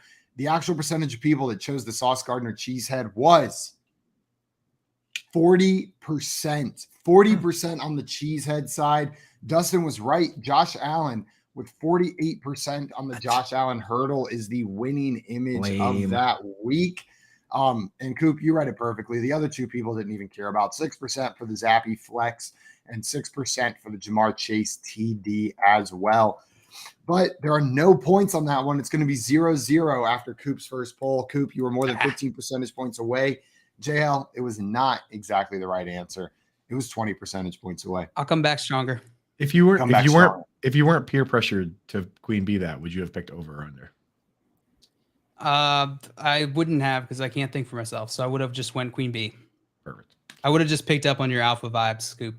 I would send him. Should I put the shades back on? Yeah, it was the Coolster vibes. Where's Coolster this morning, dude? Probably being too cool. Probably too cool for this nipple show. On Wednesdays, Coolster's got better things to do on Wednesdays, man. Like, it's Wednesday. I talk stupid nipples with you, Coop. He's waiting in line at Chili's for happy hour is what he's doing. He's got to be the first one there for Chili's happy hour. Breakfast Yeah, Chili's. I'm enjoying it right after the show. Yeah, you're gonna go get those. You're gonna go get those Texas Ritas or whatever they have on the menu at Chili's. Maybe get some. Yeah, I'm gonna get whatever they have on the menu at Chili's. When you guys get breakfast at Chili's, what do you usually get? Usually, I'll go for the Southwest Papadillas, but not always. You got to get the skillet queso and then some French fries, and then you throw the French fries in the skillet queso, and it makes like a cheesy breakfast potato mess. And that's the go-to breakfast at Chili's. But then you got to cancel your plans for the rest of the day because you just ate a whole skillet queso. So unless you can do your plans from the restroom, yeah. And I'm pretty sure if you eat breakfast at Chili's, you're required to eat lunch and dinner there as well. Like you just have to spend the whole day at the bar. You become a staple of the restaurant. Like no re-entry type of deal. They don't let you leave. Whoa. I've never seen. Did you finally see that picture I sent you last night? I've never seen a papadilla before. These look amazing. What's the difference between this and a? I'm gonna be honest with you. I have no idea what a papadilla is. I think was that Papa John's? Yeah, dude. It is. I prefer. That's just a quesadilla. I was like, what's the difference between this and a quesadilla? It's just a quesadilla from Papa John's. It's a quesadilla made out of pizza dough. It's like the fruit quake from Mountain Dew. I was like, Papadilla, what is this? What is this exotic dish? I'll tell you what a papadilla is. It's just like a Dunkachino. It's just like a poorly crafted portmanteau. Are you kidding me? A papadilla is a ripoff of the greatest invention that happened in Pendleton, South Carolina. There was a restaurant called Wings and Wedgies where you would go. That's a good name. It was the best restaurant. It was this tiny little place. More people should have been going to it because it closed down because not enough people went. Aww. But a wedgie was basically a papadilla. It was a sandwich made out of pizza dough, and they would fill those things with Italian dressing and pizza toppings and all this other stuff, and it was so freaking good. And then Papa John's just comes in with their papadilla, thinking they can do it better. I'm on to you, Papa John's. I'm on to you. Just the quesadilla, dude. I'm on to you. They also had yeah, let's answer some more of these questions. You guys don't want to hear more about wings and wedgies. Okay, fine. I'll tell you more about wings and wedgies before I just twist my arm. You've never heard about wings and wedgies. Boy, do I envy you. Where do I begin? Mark had a question for us. He said, should I do Dak and Kirk for Herbert? So trade Dak Prescott and Kirk Cousins. Is that Kirk Cousins double quarterback trade or Dak? And it's all, man, we got first names and last names mixed up in here. Mark, honestly, I think we need a little bit more information on which Kirk, because Kirk Cousins or Christian Kirk might change this, right? And it's hard to imagine this is two quarterbacks for another quarterback. And maybe league details too. Is super flex or one QB would help. Is it Christian Kirk or the Christian Kirk? That is a big deal. While we're waiting for some more information from Mark, we had a question from Dennis in here. He said, half PPR, have Kyler Murray, Robbie Anderson, and Rondale Moore are available. J.K. Dobbins, Darren Waller, and Akers too. I could drop Kenyon Drake or Michael Thomas. They don't have a designated tight end spot. It's a tight end wide receiver flex. 2-4 record, weaker at wide receiver. So would you guys be dropping Kenyon Drake or Michael Thomas for Robbie Anderson, Rondale Moore, J.K. Dobbins, Darren Waller, or Cam Akers? Dobbins. Who would you drop, Drake or Michael Thomas? For Dobbins? I would probably drop Drake for Dobbins, yeah. Yeah, I would do that. I think the long-term upside's there. As long as Dobbins is, the tightness in the surgically repaired knee scares me. It sounds scary just saying it just now. So Yeah. but I think I'd still rather have, if you're not starting Drake right now, then I would rather just have Dobbins long term as a stash on the bench. So I'm with you. Yeah, Drake is a temporary guy, short-term value for now. And do we ever find out if it was Christian Kirk or Catholic Kirk on that? Not yet. Catholic Kirk. Kirk Cousins, I think is who he's referring to right there. He actually, I do not know. He's very feels like a Protestant. Christian Kirk, super religious. He actually just wrote. There's like a court case Christian going. Kirk is? No. Well, actually, I can't speak for Christian Kirk, but I know Kirk Cousins is super religious. Like he does like talks on it and stuff. And he actually just recently, there's a high school case where the high school basically told the coach that he can't be like forcing the team to do like religious things. And he was basically saying that it's voluntary. And then he got fired for like praying at the middle of the field. And Kirk Cousins. You talk about the Supreme Court thing? Yeah. Kirk Cousins filed an actual amicus brief that goes on record, like kind of having that guy's back. Like he wrote this like letter about like football and religion, whole thing, like in that guy's behalf. Like he's in it that deep. Interesting. I didn't know that. That is interesting. Yeah. I think I have seen stuff with him before talking about it, but it's interesting. One of them was like, one of them he was like, I just need Kirk or if I think he's a new Methodist. Is it amicus brief Christian Kirk or Christian Kirk, the $20 million man? Look up the speech like, where Ron novel. Look up the speech where Kirk Cousins compares him taking a 1-year contract to like Moses parting the Red Sea and him saying that he only needs enough manna for a day, but then he got a $30 million contract, which is probably a little more manna than he needs for each day. You look up that speech for me. Manna, is this dude playing Magic? I know, right? Like, it's a weird context shift. Yeah. Is it him using this terminology? Is he like a big manna bro? Honestly, going from like amicus brief in favor of like religion in schools to needing to recharge his mana is quite the switch, right? Like those are. Send you on a quest to acquire the amicus brief. Oh man, we got to add Kirk Cousins into this D&D campaign. We're making a Kirk Cousins character. He's in there now. We have another question over here from Tyson. Tyson said Derek Carr or Tua this week. So would you start Derek Carr or Tua Tagovailoa this week? Coop, what are you thinking? I have those guys back to back in my rankings at 10 and 11. I feel like if Tua didn't go through this whole saga, we would say him right away, right? Yeah. Like he's more fun and interesting than Carr. The matchup is Carr plays the Texans and Tua's playing Pittsburgh this week. Yeah. So it's a matter of upside, ceiling versus floor. But I think Tua is the guy I want. Very exciting. He's got the wide receiver leading the league in yards this year, Tyreek Hill. I'm with you. It's Tua Tagovailoa for me. I'm trusting that they're being careful with him after this. Know what I mean? Like I'm trusting if he's out on the field, he's ready to go. I know it was not great what we saw on the field last 2 times Tua was out there, but if they're going to put him back out there, I'm trusting that they've got his best interest in mind, and I'm going to be comfortable starting him. I'm playing him as soon as he's back out there because he was killing it before. Absolutely killing it. And Scott Fish with a great point. Pittsburgh still has like 43 defensive backs out. Yeah, all 43 of them. I think they might have gotten 1 back, so they're down to just 42 out at this point, Scott, but your point still stands. Jay, are you with us? Scott. Or are you against us? I'm totally here with you guys right now. I'm fine starting Derek Carr if you want to start him in this matchup against Houston. I agree with you guys. If Tua probably didn't go through this, the answer's probably Tua. But that, along with the matchup for Derek Carr, makes it a little more interesting. Absolutely. We got another question in here. Dennis wanted to know half PPR start 2. Montgomery, Lazard, Najee, Ayuk, CEH, and Drake are there as well. So Montgomery, Lazard, Najee, Ayuk, CEH, and Drake got to start 2 of those guys. What are you thinking?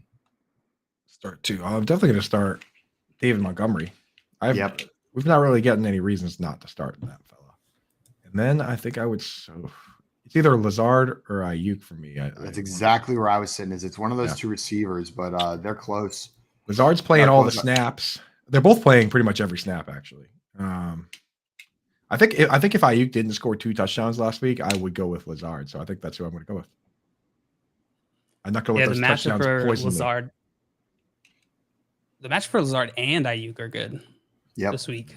I'm with you guys. I go Montgomery and Lazard. I'm between Lazard and Ayuk. I'm probably going Lazard as well. But I love Brandon Ayuk's a great start this week. Like if you can fit him in that lineup, because I do think he's a great start as well. One more question in here. Tyson wanted to know, who should he bench? Waddle, Godwin, or Lamb? So between those three players, what a problem to have. Waddle, like Godwin, or Lamb. Sounds like for me, time for me to throw in my classic advice. Do a 2-for-1 trade, Tyson, my man. You with those wide receivers, you gotta try and do a 2-for-1 to get like I don't even know, Justin Jefferson. Like who? He must have. Actually, Jefferson and Kupp are on bye this week. What wide receivers do you have where you have questions about those guys? I don't even know how that could work. Maybe he only starts 2 wide receivers and there's no flex spot, because I would be trying to start all 3 of these guys this week. If I have to bench one, it's Godwin, but I don't want Godwin on my bench. I don't like that.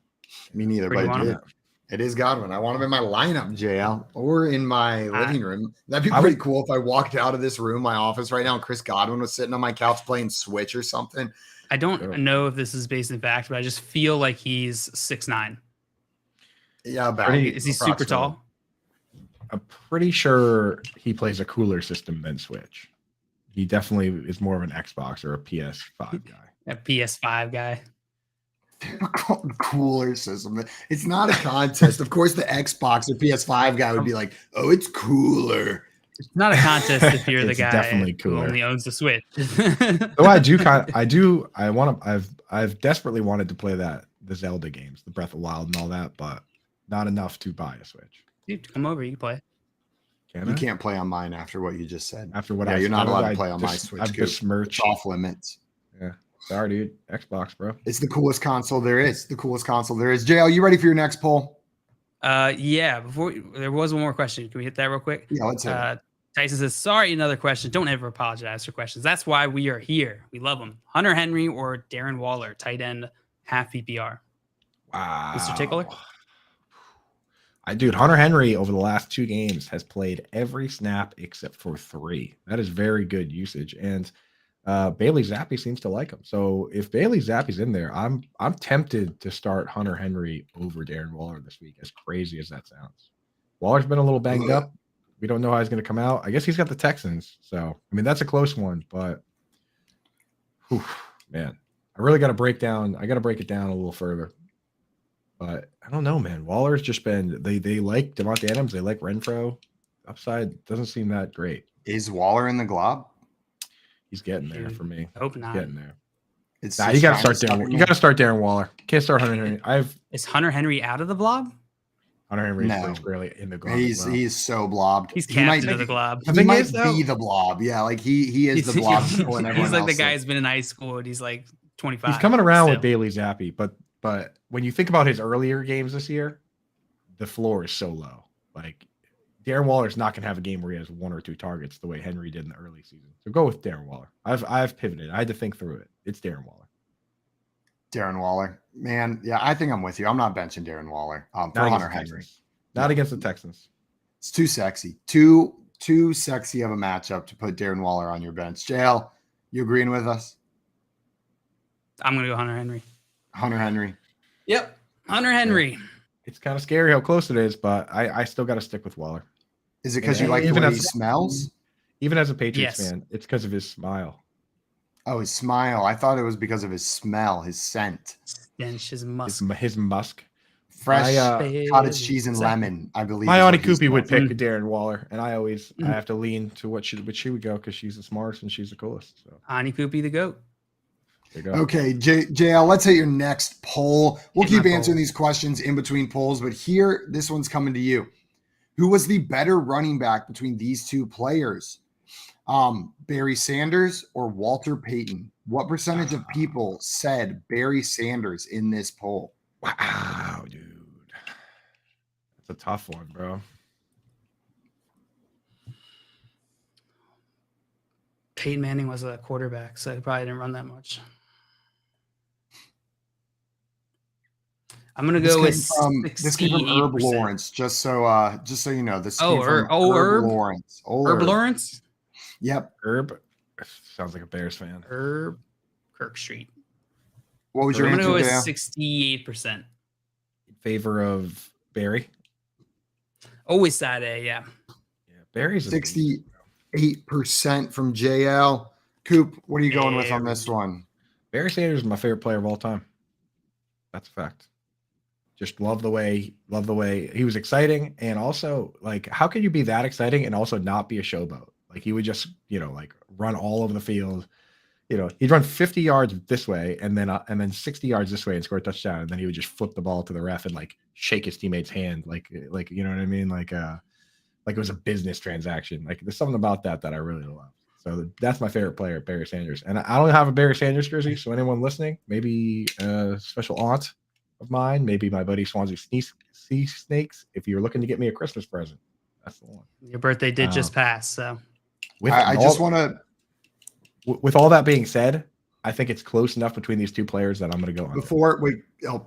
I was trying to save JL. I was going to give some more additional information, but we're just going to roll with it now because Coop made his guess without the additional information as well. This guy's from I got Chicago. it. I picked up on what it was. This guy has a Yeah, picture of it. His banner picture is a deep dish pizza. This guy's the co-host of Locked On Sox. He's the Chicago White Sox co-host. He's from Chicago, and he's formerly of 670 The Score, which is a Chicago sports talk radio station. Really hoping it was just like a podcast about Sox. I have not looked at the answer yet here, so I don't know if it affected it, but I just wanted to make sure you guys knew that it was Bears related, but it was too late. Too late for Dale. Definitely affected that. What you're saying about Barry Sanders shaking hands, Coop, reminded me. Maria showed me this TikTok yesterday. It was just Joe Burrow going out himself to like random NFL players. Have you guys seen this? No. Yeah, I got. He like walks up to Aaron Donald. He's like, hey, Aaron, I'm Joe. Nice to meet you. He's like, I know who you are. Knows who you is, bro. I sacked you like 8 times in the Super Bowl. Remember? It was really funny. Very funny. So what was the percentage you went with? No, I went with 68%. Which over or under, Simon. Which now we've learned that's probably going to be crazy wrong because this guy, big Sox guy. And Coop, you went with what? You went with the under? Under. Coop went with the under. We had some guesses in the chat. Tommy with 58%. Dustin with 30%. Well, the actual percentage of people that chose Barry Sanders in this poll was 26%. 26%, JL. You were very wrong on that one. Meaning Coop is going to get to the Queen Bee. JL just got the rug. He got rug pulled so hard here. I never stand on rugs. You should have got another guess. You should have got another guess after we found out that guy lives in Southside Chicago. I tried to jump in. I tried to jump in and warn you guys, but you guys didn't want to hear it. You didn't want to know that the Bears were in this guy's handle. We can't handle it. Didn't matter what I had to say. I said Herb sounds like a Bears fan. Did I not? Check the tape. No, you did say it. You did say that. You said that, but I couldn't confirm yet. Tommy in here with the what? What? Absolutely shocked. This is a Bears fans Twitter's account. Coop, you shocked by this? Would you pick Walter Payton or Barry Sanders? It's obviously Barry Sanders, and these Bears fans are just super biased. You know what I mean? Walter Payton, he was good. Obviously, he was good. He was amazing. Probably the second best running back of all time behind Barry Sanders. So if you put him in a head-to-head poll, Barry should win this handedly. 68%. If you ask unbiased crowd, I think it would be 68% Barry Sanders. I bet we could find a poll between those guys that was asked by an unbiased one, and it probably would be exactly 68%. So. Exactly on the dot. Well, too bad this poll wasn't. Joe, you're going to get no points for that. Dustin would have gotten a couple points for his guess of the D unit 30%. He was only 5 percentage points off, or 4 percentage points off. I'm starting a pod called Sox on Lock. Interesting. I like that, dude. Co-host Drew Lock. Dude, I was gonna say, just like socks all over him. The cover is the same naked covered in socks. I like that. Are you naked if you're covered in socks, though? That's a good question. I mean, are you wearing the socks or are they just on you? Because like you can be naked under a blanket. You're still naked under a blanket. At what point does the blanket become like a toga? Does it have to be clipped? Yeah. It has to be clipped in the back. If it supports itself, it's clothing. If when you stand up, it doesn't fall off. Then it's closed. The moment you try and hide anything underneath it. So if you put like a blanket over your shoulders like a shawl, but like your wiener's out in the front, you're technically wearing clothes. Is what you're saying? You are, You're not naked. You're accessorized. You're just not dressed. Yeah. Okay. That's fair. I think that's right. It's like if you just put on a scarf, but you're fully naked. Yeah, you are just absolutely. You're just naked with a scarf.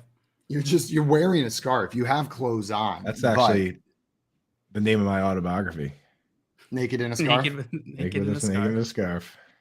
Man, every once in a while, I'm like, man, I can really pull this scarf off. But then I put it on and I walk outside and I'm like, I live in Texas. There's no need to ever wear a scarf. Like, it doesn't matter how good this looks. I am being ridiculous by putting this on. Like, there's just never weather where it's necessary. Like, that's like anyone up here wearing a cowboy hat. Although my buddy Rory did wear a cowboy hat to my wedding this week and kind of crushed it. So I guess I don't respect anyone who wears a cowboy hat non-ironically. If that's a word. I disagree with that. Knowing Rory, I think it was at least partially ironically. Then I'm totally cool with it. It's great. I don't mind wearing a cowboy hat if like, yo, are you a cowboy? Like, is this shit protecting you from the sun? Clint Eastwood, you know what I mean? Good. Like, exception. or like even like, are you working out and like this is protecting you from the sun? This is like has utility instead of it just being like a fashion statement, like I wear mine for. But it is a little bit ironic, right? But you wear yours like Kid Rock. Yeah, Tip exactly. Down Yeah. So this is the second day in a row I've managed to call you Kid Rock.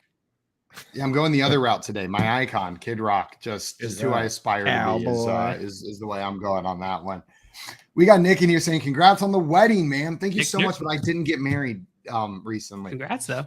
You should have said that to Coop. Coop, congrats on the wedding from Nick, giving you a big old congrats. Thanks, dude. Yo, what's your guys' policy on wearing a sombrero unironically? Dude, pro sombrero all the time. It's kind of hard to wear one with this headphone, but I'll rock it. Yeah, I imagine that's not working. I was born in the darkness. Nick also has a question. Robert Tonyan or Daniel Bellinger this week? I'm still going to go with Tonyan, even though Bellinger finally did play a full snap share. I don't quite trust Bellinger the way I do Tonyan to at least get a couple targets. And this past week, he got 10. I think Tonyan's on the up and up. I did a little more looking into what Scott Fish said yesterday about Robert Tonyan no longer being the famous Scott Fish, who, if the chat is correct here, it's his birthday today. What? Happy birthday, Scott Fish. His birthday today? That's what Joey said. That's what Joey said, dude. Is that true? Is that true, Scott? But anyway. Dude, like I would have saved your birthday in my calendar. I looked at it, and throughout the year so far, Robert Tonyan has been playing like 53%, or he's been running routes on 53% of the dropbacks. So if he had kept that going for this game, when they ran 51 pass plays, he would have only run like 27 routes. This week he ran 39. So Scott Fish is right that they did ramp him up a little bit this week, and I think that does continue, in which case I think Robert Tonyan has a real shot to potentially be a top 2 target on the team. Daniel Bellinger, I'm going Tonyan. Though if I remember correctly, what Scott was saying is that he's at 100% now. This is not limited. Like they ramped him up and said this isn't being limited. Yeah. In which case, like how the wording was. About 70% of the snaps is kind of what he does. But I mean, to get those kind of targets, I don't know. Interesting to me. More interesting than Bellinger. Bellinger's fine. I'm with you. Ian had a question in here from Ian Fish. He said, should I start Claypool against the Miami D or Amari Cooper against the Baltimore D? I'm going Amari Cooper. I'm going Amari Cooper too. I'm going Amari Cooper. Amari disappears against good corners, and Baltimore doesn't have any of those. So give me Amari Cooper. Amari Cooper. And then Tyson has one more question for us. He said, would you start Kenyon Drake or Tyquan Thornton in PPR? JL, you going Tyquan Thornton or Kenyon Drake? What are their matchups? Well, Kenyon Drake's playing the Browns, and who do the Patriots got this weekend? Bears on Monday Night Football. Bears. That's fine. That's right. Bears. I'm going to go with Kenyon Drake in this one. You know, you picked him up for that short-term value. Now's the time to play him. And it's a super easy matchup against Cleveland. Regardless of which way you go, like if you're not starting Kenyon Drake this week, when are you starting him?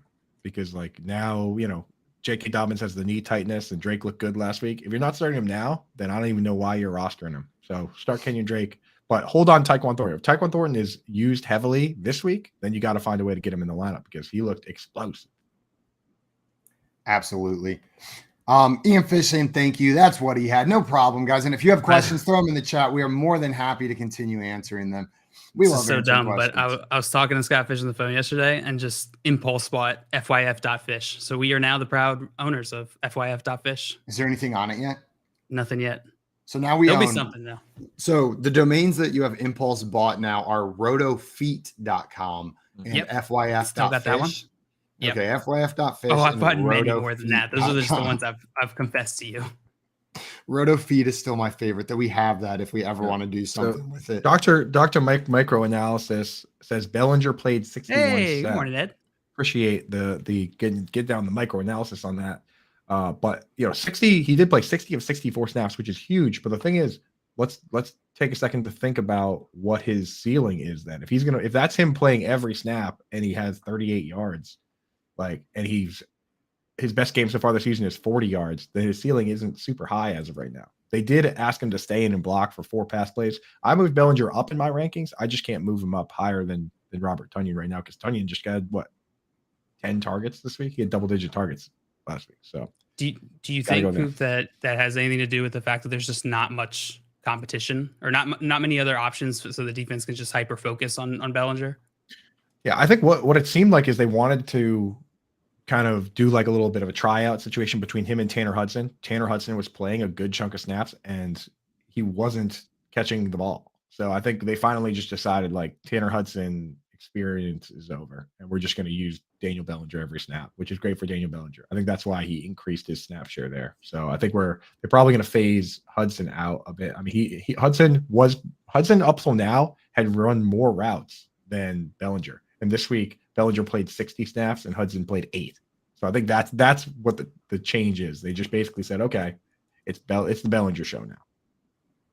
The Bellinger show. The Bellinger show. Da-da-da. Also, we've got confirmation from Ian that it is in fact Scott Fish's birthday. Hey, so big happy birthday to Scott Fish. Oh, dude. Everybody watching, make sure you go wish Scott a happy birthday. There's no one that deserves to have a good day more than Scott. Scott, we love you, man. And truly one of our closest friends. Hope your day is magical. Full of some Minnesota magic is what I hope's happening. Bring happiness and joy to children across the country. And that's a literal fact. Kirk Cousins is not Minnesota magic. Stephon Diggs catching a ball over a Saints cornerback and sealing the game is Minnesota magic. Oh, that game. Guys, coming up, we're going to keep wishing happy birthday to Scott for at least an hour repeatedly over and over again. Then after that, we're going to continue our game of poll perception. And then Tyler Dragon of USA Today is coming on a little bit later today as well. You're listening to the Front Yard Fantasy Morning Show here on Better Sports Network. Make bets and follow your fantasy team while you buy, sell, and trade collectibles in real time. Only on Better Sports Network. We got to get a team in Honolulu. What about that, Ray? You think Oakland? Nobody's talking about Honolulu for the Oakland A's to move to. How badass would that be to have a Major League Baseball team? Instead, they want to go to where it's 120 degrees in the desert of Vegas. Right. Ray, they should pick up and go to Honolulu. That would be epic right there for the A's. They could go to Honolulu and instead of playing 12 games against a team throughout the course of the year, you just play a 12-game set. Just get it done. What's the flight from the Bay Area? 4 hours? It's depending which direction you're going, it's 5.5. Okay, that's not terrible. You'd have to manage the schedule a bit. Right. But it's doable. You play your West Coast games and then maybe you give an extra day.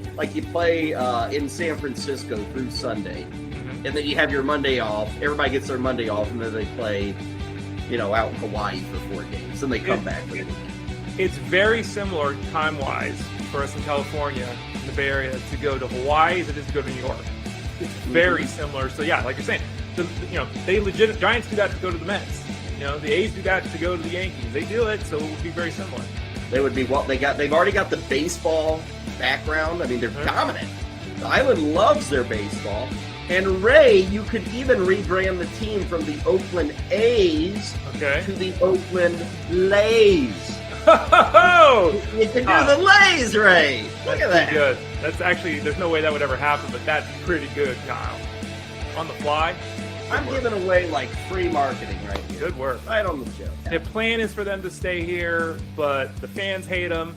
I don't know if the city likes them. They can't. I mean, it's embarrassing. I don't know. The plan There's is a lot of land in Hawaii. Just think about the views, Ray, of the Pacific. It would put your crap ballpark in San Francisco to shame. Like, everybody thinks that's a good view. Right. They'd have like waterfalls and real palm trees and the Pacific Ocean. People like, trolling fire in the 7th they inning would stretch. make the Giants Park look like, the vet in Philly. It would look that awful if they moved to Hawaii. And then you go to your flip-flops or shorts. They serve Mai Tais. They give lays away. The first 5,000 fans, whatever. Well, everybody in the chat room loves it. Every time I get a compliment, I don't bring it up on the show. Oh, okay, sorry. I don't want to be that guy. Call, chat, enter contests in real time. It's Sports Talk 3.0 with Better Sports Network.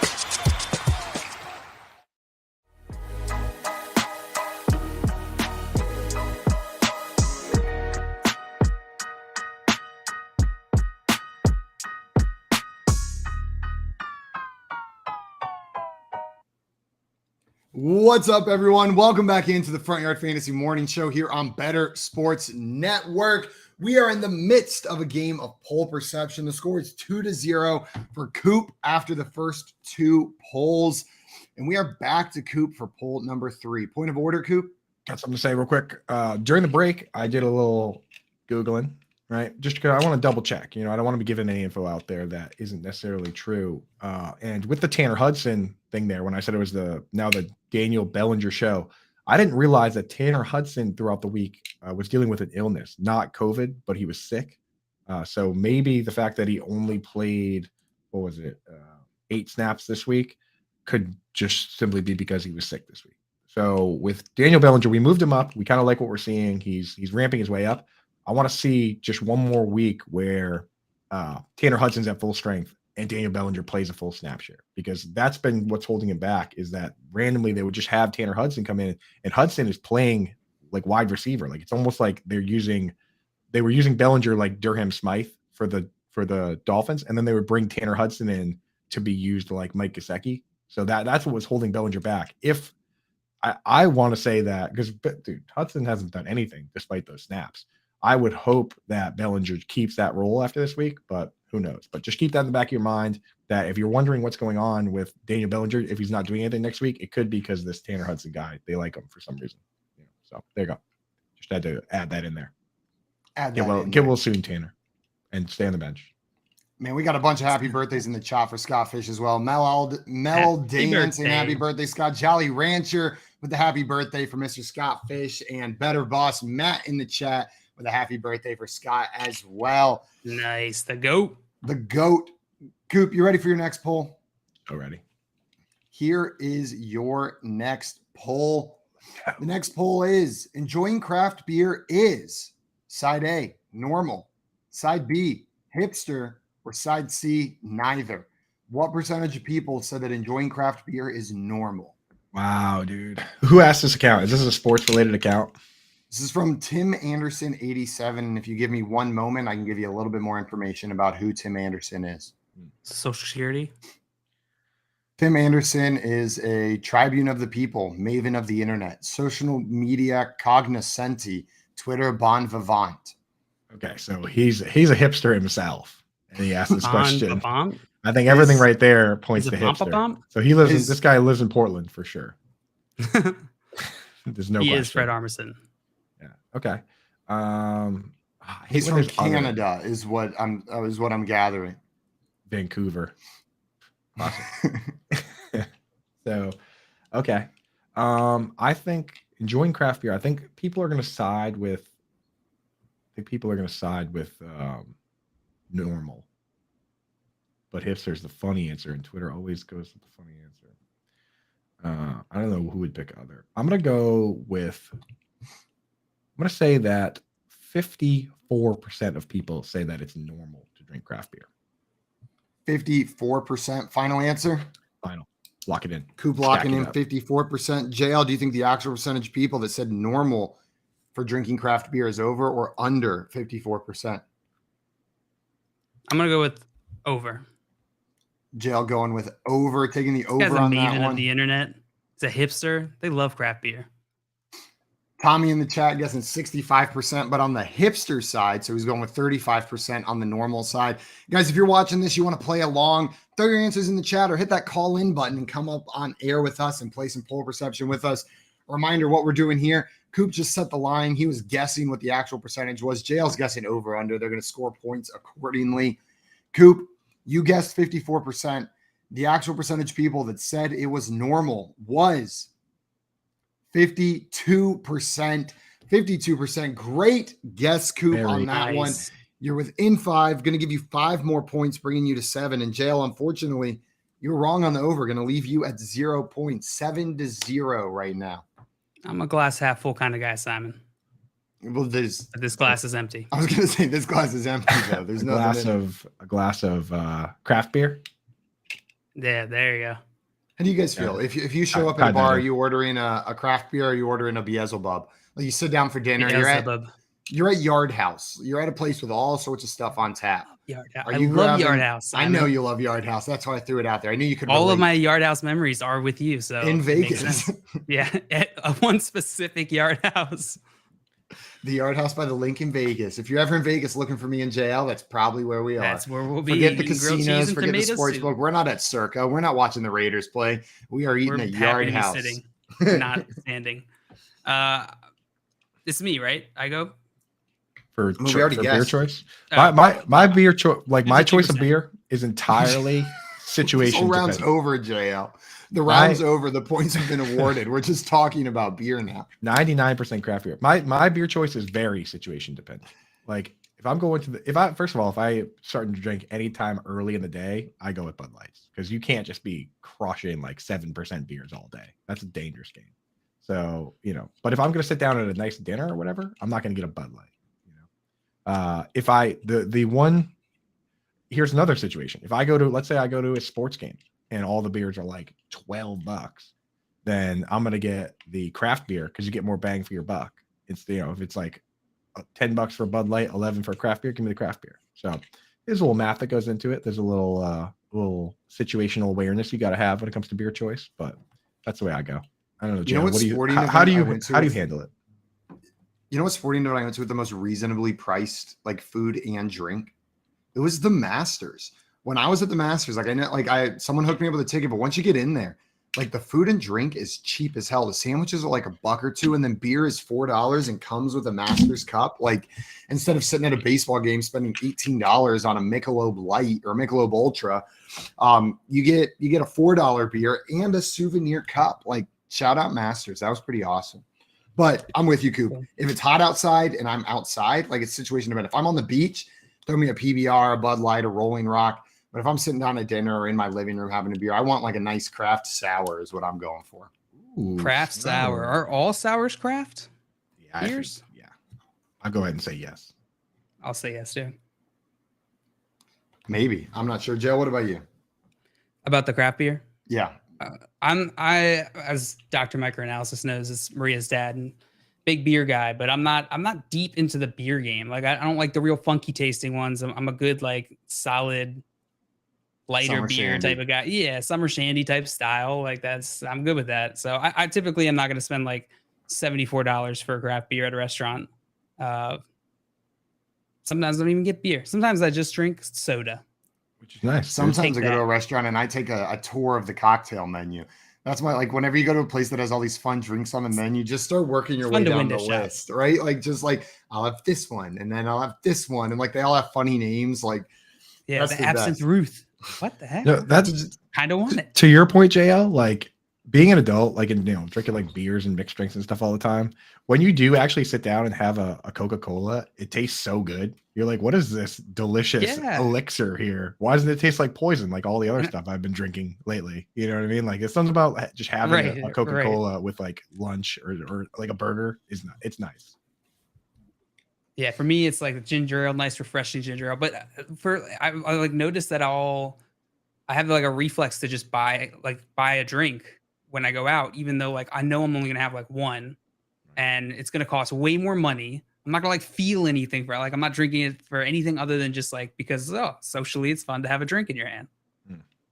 There's a bar or a restaurant in San Antonio called Hot Joy, and it's like this super cool Chinese American fusion restaurant where they do cool things. And it's a tiki bar themed Chinese American restaurant, and so they have sick drinks. And then on the menu, they have something called Captain's Choice, and it's $3 cheaper than all the other specialty cocktails. You just don't get to choose what you get. And I have you put that on the menu, I order it every time. Like every single time. I'm like, this is exciting. And sometimes the drink comes out and it's terrible, but the bartenders have fun with it. They'll put stuff in front of you that's not on the menu, this crazy stuff in big cups. Like they're excited to see if you like what you put in front of you. It's a cheaper drink, and I don't think enough people order it, so they get hyped. And if you say surprise and it's cheaper, that's a double win. There's nothing negative about that experience for me. If JL was there, he wouldn't be susceptible to the pressures of society and the pressures of these fancy drinks. He would just get a Diet Coke. Dude, I would have gotten a ginger ale and some French fries. I would have been so happy. Shut it down. Keith in here letting us know he drinks craft beer only with breakfast or when he's producing this show. Otherwise, it's Bud Light. Yeah, he needs high AF. He needs those 8%ers to get through this show is what he needs. So much more than just a breakfast drink, beer. So much more. JL, you ready for your next poll? Yeah. The score's 7-0. So you got some ground to make up. Explaining to do. This poll comes from Man Who Has It All. Man Who Has It All. The question is, dads, what are you dressing up as this Halloween? Side A, sexy skeleton.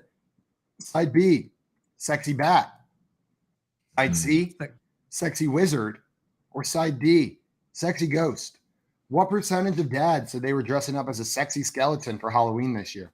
Not a single one of these is going to end up being sexy. What was the second one? A sexy bag? Bat. Sexy bat. Like a flying bat? I mean, it's Halloween, bro. Yeah, it's Halloween. No, it's like okay. I'm ridiculous for being surprised by a sexy bat. Yeah, this is a classic jail move to be like, oh, I'm supposed to assume bat on Halloween and not a baseball bat. How about this little sexy janitor outfit? Huh? But that would be such a dad move. Sexy avocado. That would be such a dad move. The sexy post office. It's to dress up as like a bat that has like an Aaron Judge autograph on it, and he's like, I'm a spooky bat. I'm a spooky bat for all the opposing pitchers. And they're like, okay, dad. Okay, dad. The first time. And that made me laugh. I'm like, what is this? What does the sexy back look like? I don't know. You have to check with Justin Timberlake, dude. Because apparently I'm just going to assume brought this is a sexy baseball bat. He did for so many years. He brought sexy. There were 4 options, right?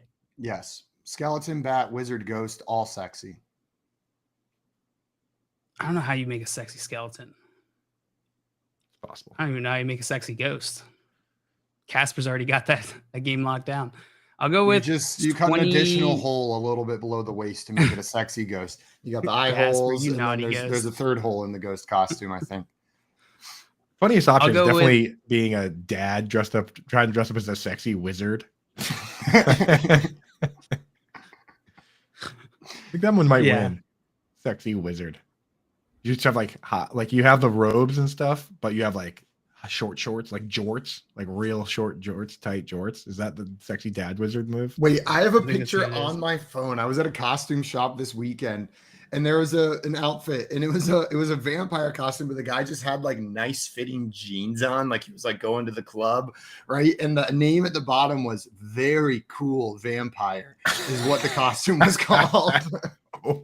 Like on the bag, that was the name. $7.99 at Walmart. Grand Very Vampire. Cool, very cool, I'll go with 27%. 27% on the sexy skeleton side. Yeah. Do you think the actual percentage of people that chose sexy skeleton is over or under Jail's guess of 27%? Dude, I can't see with those 4 options. I can't see more. I think wizard wins, in my opinion, but I can't see people picking sexy skeleton. So I'm gonna go under. I think it's gonna be under. Coop taking the under on this one. We had some guesses in the chat. Trenton double guessing 18% and 14%. We must have convinced them about the skeleton talk. Way to cover your bases. And dude. Dustin with 15%. All dads are going as wizards because they have beards. So he's with you on the wizard side over there. I just Googled sexy bat, and there's not a single man through 6 pages of Google image results.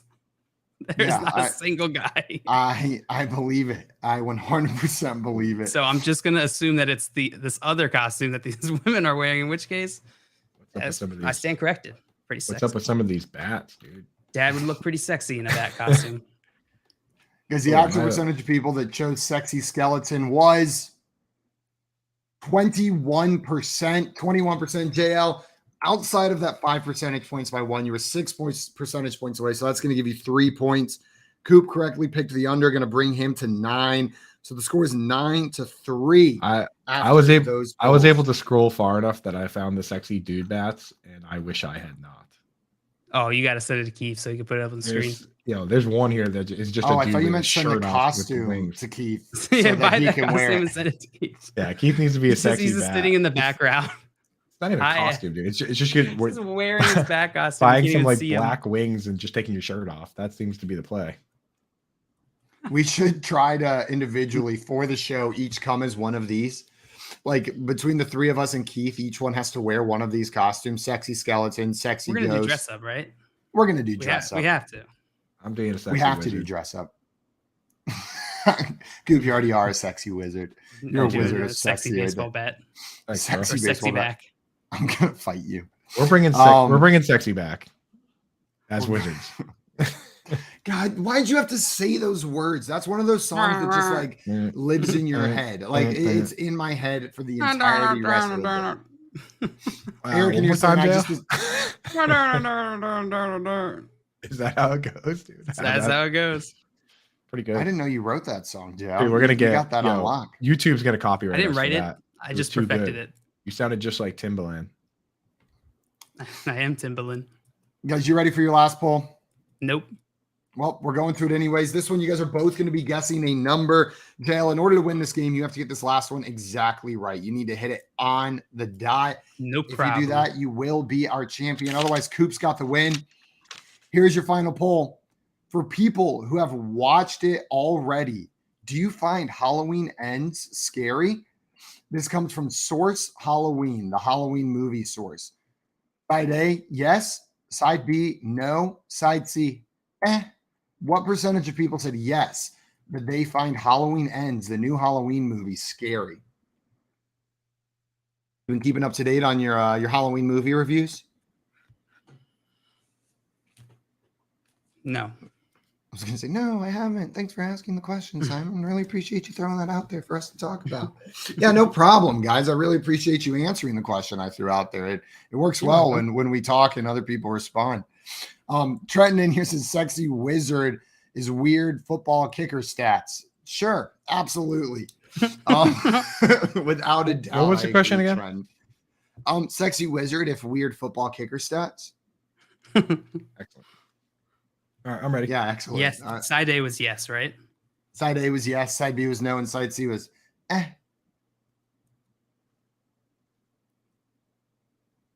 are you guys thinking? You got your answers written down? Ugliest number I've ever written in my life. I was too busy. I'm ready. I was too busy drawing this. To say about that number. I was too busy drawing this sexy wizard. Oh, I can't get it to show up because my camera's. Oh, so sexy. I have to tweet it. It's so sexy. All I see is FF. He also said, "Wow, 50%. He's so sexy." 50% from Coop. What are you going with, JL? 13% from JL. Well, the actual percentage of people that said yes, it is scary, was 20%. JL, you get the points, but not the victory, making this super close. The score 8-9. But Coop, you are still our winner by 1 point Coop. in this matchup. Nice job, Coop. I'm back. And Joe, you got Dustin in here saying he wants to see you as a sexy bag. Oh, I bet you would. That's a Scott Fish costume as a sexy bag. That dude loves some bag talk. Loves him some bags. How funny would it be to just get like a big duffel bag or a suitcase and like cut a head one. hole, like get like a big suitcase with like wheels on it and just cut head hole, arm holes, and leg holes and just walk around wearing. That's so funny. I was imagining like a giant duffel bag, but they're wearing it almost like a car train, like around them, like a little car costume. But the duffel bag just covered, like they're shirtless, but they have little leg holes in the bottom of the duffel bag. I imagine and the thing is, like, if you wear the suitcase like this, zipper in the front for sure. It doesn't impede the zipper. You unzip it, you gotta go naked underneath. Otherwise, you're gonna bail on the costume at some point. Know what I mean? Like, so we're doing this for the next FSGA, right? Yeah, we're showing up in bags, in suitcases. I'll wear one. You wear the sexy suitcase. You wear the duffel bag train. Chat. What would be the hardest costume to make sexy? I want to see what they got. Not zombie. I feel like you could do zombie pretty well. Zombie be easy, dude. For sure. The hardest. You can make anything sexy. I've learned today. I can make anything sexy. I know that. Sexy pigeon. Sexy Dolores that would be Umbridge. tough. That might be sexy tough. Pigeon. Costume. You know what? No, a pigeon could have some appeal. Know what I mean? A pigeon could puff its chest up and look kind of hot walking around out there. Tommy with the answer. Donald Trump. Yeah, that's pretty hard to make sexy. That's not going to work so well. Kirk Cousins. Yeah, Jail, can you do a sexy Kirk Cousins? Oh, God, no. Can you imagine him sexy talking? Sexy Grimace. No. I actually already found it. Actually, I can. He's done it on the football field, Jail. He said, oh, you like that? Like we've already seen Kirk Cousins try to sexy talk. True. We know that's his one line. Trenton said pig. No, pig, dude. That reminds me of a funny story. One time freshman year, I was at a Halloween party and this girl came up to me, and I had a girlfriend at the time who was at a different school, was out of town, out of the party. This girl comes up to me and she like is dressed up as something. I'm a little bit inebriated and she goes, do you know what I'm dressed up as? And all I could think of was pig, but I didn't want to tell her that she looked like a pig, like to her face. She was like, you know what I'm dressed up as? And I was like, couldn't help yourself. You said it. I was like, I said, pig. Well, your costume looks like a pig, but you don't look like a pig. And she just looks at me and goes, I'm a hippo, and walks away. After I because that's that much better. Way better, dude. Yo, can you pull up that sexy JL baseball bat costume that was just up there? I think Tommy said producer just up there. Is that a producer cheese stick? No, that's absolutely a string cheese. Swole. I think that's supposed to be JL as a sexy bat. Pretty good. Like how you made me a wooden bat, Keith. Look like Stickly. Oh, you got to go wooden. Absolutely. This is the major. I think it's a cheese stick. I like you better as a cheese stick, Jay. Cheese stick. A sexy string cheese.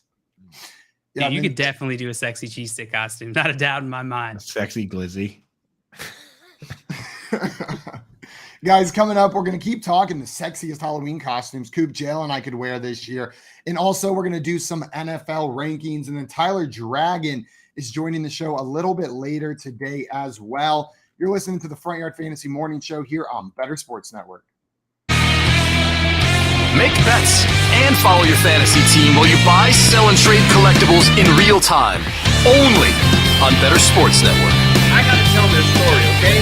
So we're out in Canton, Ohio, and we decide to go eat late at night, like after midnight. We decide to go to the Waffle House. Somehow, Fensty's never been there, even though he lives near it. I'm in New York, New Jersey. There's no Waffle House close by. So if you go to the Waffle House, what are you going to eat more than likely? Pancakes, waffles, eggs, and all that, right? So, of course, our guy Rich, he gets breakfast. I get breakfast. Fensty doesn't. He's never been to a Waffle House. How do you not have waffles? Like, it makes no sense. Dude, there's a time for waffles. I eat breakfast at midnight. Come on, man. That's the thing. I didn't want breakfast, man. I got like, what was it, like a cheesesteak sandwich or something like that? That's like someone who has never been to IHOP going there and ordering a burger. Who does that? That I wouldn't do. That I would not. That's the equivalent of what you did. Well, I don't even know what you had. I got this steak sandwich, which was steak sandwich at the Waffle House. Never been there, and that's what you get. You're an odd guy, man. You're I'm not an odd guy. Yes, you are. Can we get a vote? Can we get a vote in the chat, please? I mean, if you've never been to Waffle House and you get a steak wrap, something's wrong with you, right? Don't you have to get waffles and eggs? and bacon and all that. It's the Waffle House. Yeah, I hear you, man. It was my first time, okay? Ordering the hash browns was already complicated enough. Smothered and covered, and it's almost like it's crazy how much combinations you can have. And I know that everybody's killing me for it right now. And no, to our producers, I don't get pasta at a steakhouse or anything like that. No, Alfredo, that's what he gets at the steakhouse. Do you follow me on Instagram? I'm always on that grill. You know how much I love steak. Why would I go to a steakhouse and get pasta? Because you go to Waffle House to get steak wraps. That's why. I didn't know it was all waffles, bro. I thought it had like a little bit of everything. That's why. You know, I didn't realize they were famous for the waffles. Hey, look. You know, the name of the place is the Waffle House. What else would they be famous for? You know what? That's fine. I guess it's a hot take getting a steak sandwich. As long as it was good, I housed that thing in 10 seconds. Okay, you were never there, and that's the first time. You're not going to try a waffle? Do you admit it was a mistake? I don't really like waffle. Call, chat, enter contests in real time. It's Sports Talk 3.0 with Better Sports Network.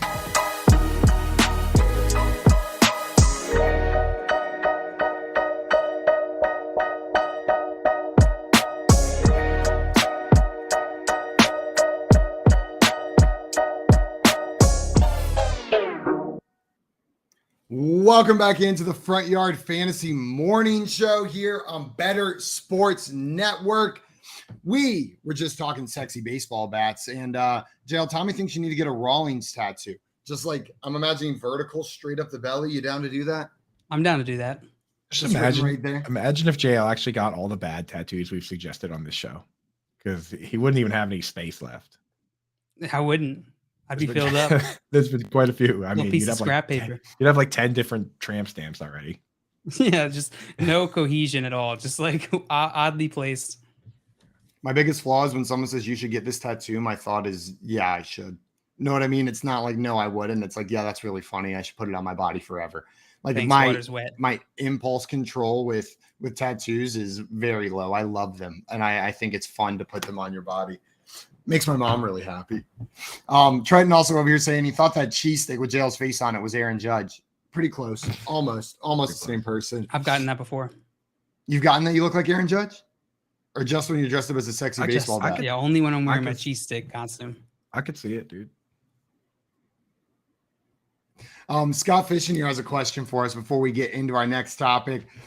Scott said, guys, Ian is at school now. I have an issue. So Ian's not here. Now we can He's waiting for him to leave. He's like watching from the window, starting to get on the bus. He said, I need a tight end in Scott Fishbowl 12. Dulcich is available. Ian bid the exact amount I was going to. I know his amount. They're in the same league. What does he do?